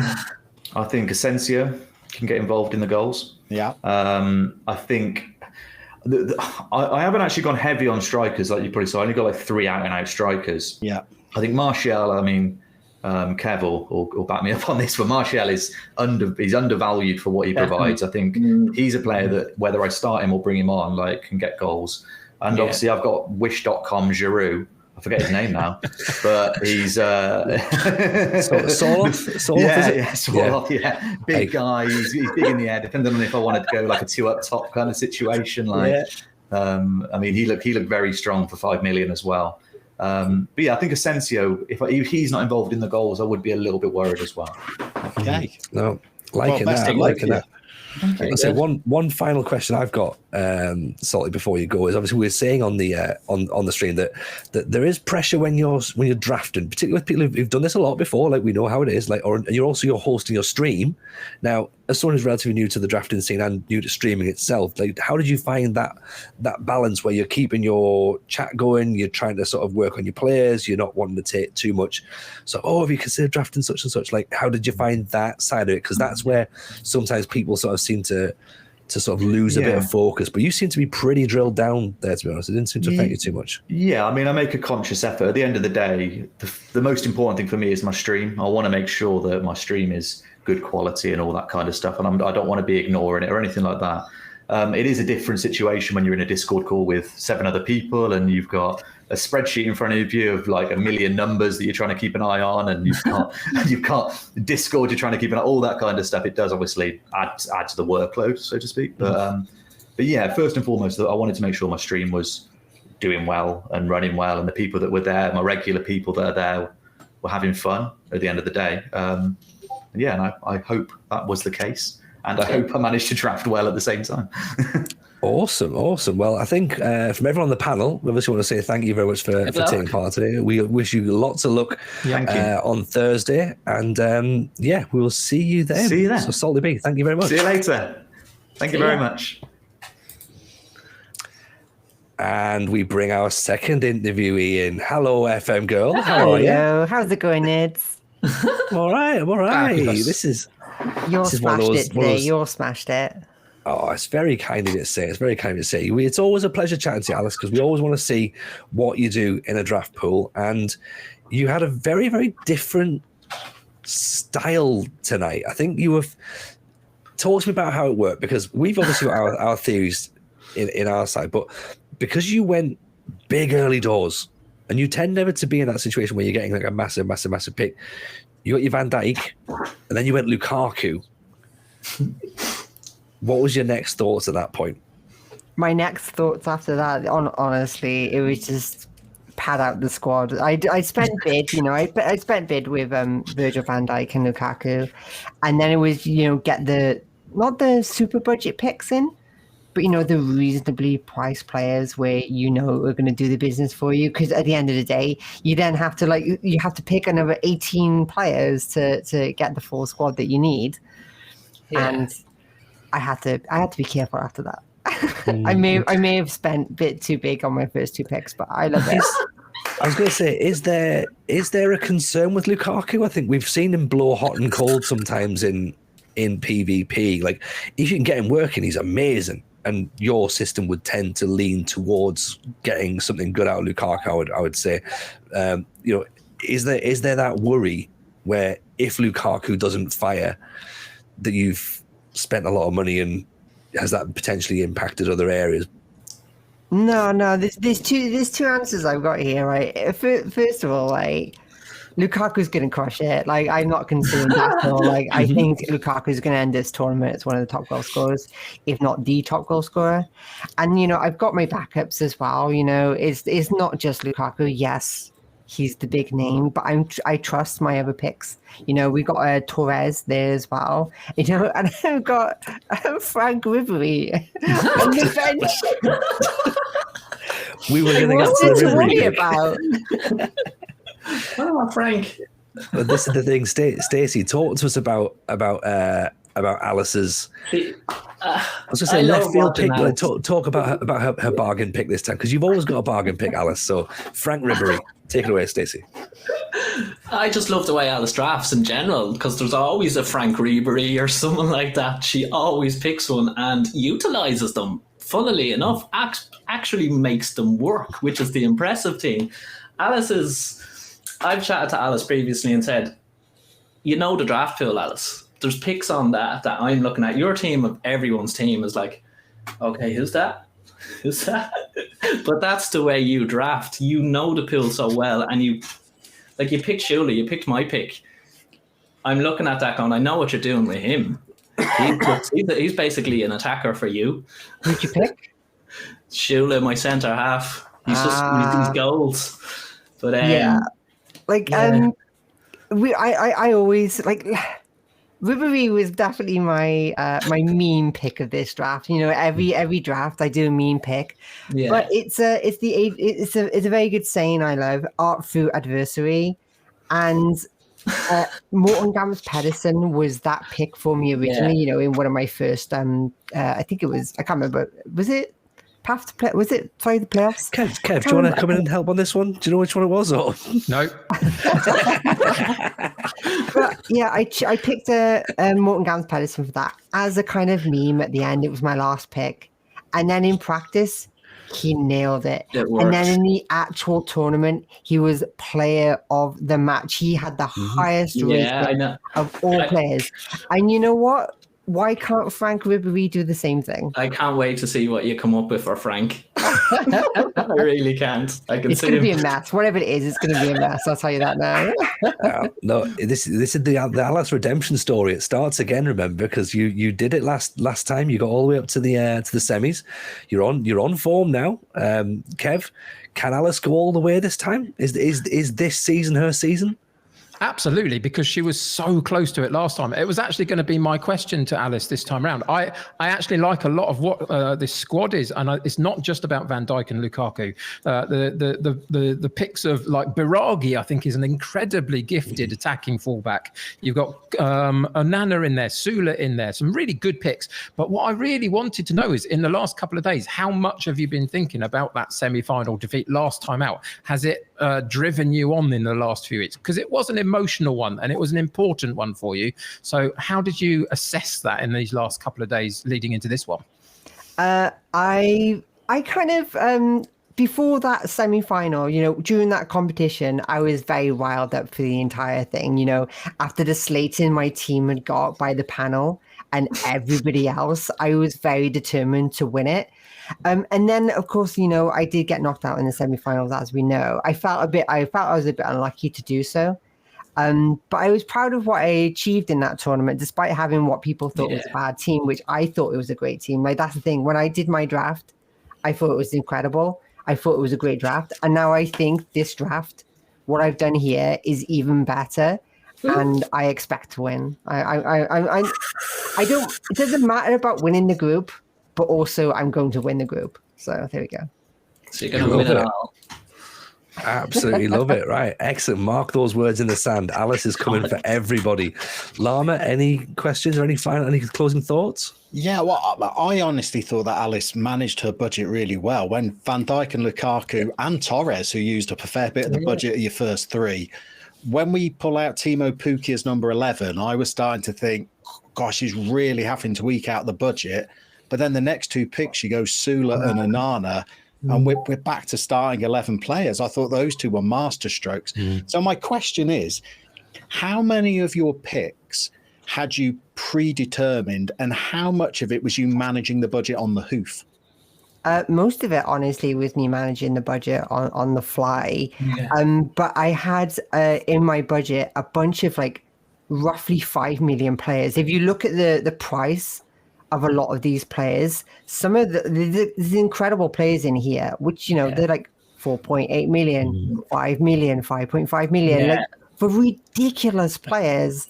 And that's what I kind of went with. You know, obviously I got my Lukaku, I got my Virgil van Dijk, and obviously like Sule was quite expensive as well. But then you look at it, and I think there's about like 8 players here that are about 5 million. And like that's why I built my team around, was £5 million place. Yeah, you definitely managed to find. It's a good strong part of the pool, though, the 5 million bracket. We were saying that 4 million to 5 million so strong in this pool. You could nearly draft the actual whole squad from it. Yeah, I think honestly, I think you could. You know, you might miss some of that like real powerhouse quality that you get with the likes of Lukaku and Virgil van Dijk. But honestly, if you said to yourself you're going to a draft like this and like you will spend roughly 5 million on every player, you know what? You'll end up with a reasonable team that could compete. It may not win, but it'll compete. But you are here to win, not to compete. That's the message we've taken from tonight. from man in the tournament. Alice, as always, absolute pleasure chatting to you. Thank you very much for being here tonight. Thanks, Best of luck on Thursday, and we'll see you on Thursday for the actual tournament. Well then, folks, what do we think? As a draft, that's been pretty good fun tonight, right? Yeah, brilliant. Very much has. Yeah, very much so. Good. Glad, of course, you could all be with us. We've got a few thank yous we need to do. Thank you, of course, first of all, to everyone who's been in the chat and watching the draft, and hopefully you've been enjoying it, and you will obviously see us on Thursday. Shout-outs we have to do are Howie Roll, Owen, and Ali, who've been working on our socials. Alistair will give another shout-out for not putting La Liga in. He had literally had one job at the start of the tournament was to build the database and set the game up properly. He couldn't do that, so we stuck him on Twitter duty instead. It seems fair, to be honest, really. Shout, of course, to Mozza, for FM Girl, Alice, Katie, and Keg for graphics, Malteser Falcon, Andrew the Stat Guy, and Gouda in the production truck, and, of course, our director, Jebaroo. I think it's time to do some plugs. Plug yourselves. Let people know where we can find you on Twitter, YouTube, Twitch. Summer will come to you first, Stacey. Where can people find you? And tell me what save you're doing right now. You'll find me on Twitch. I do my Bettystown save on Twitch. Loving it, obviously. I can't remember my Twitch handle again. I really should have checked it. I think it is Summers_says. Tony will always bail me out on that. So you'll find me there, and you'll find me on the usual Twitter, Instagram, but mostly on Twitch with Bettystown.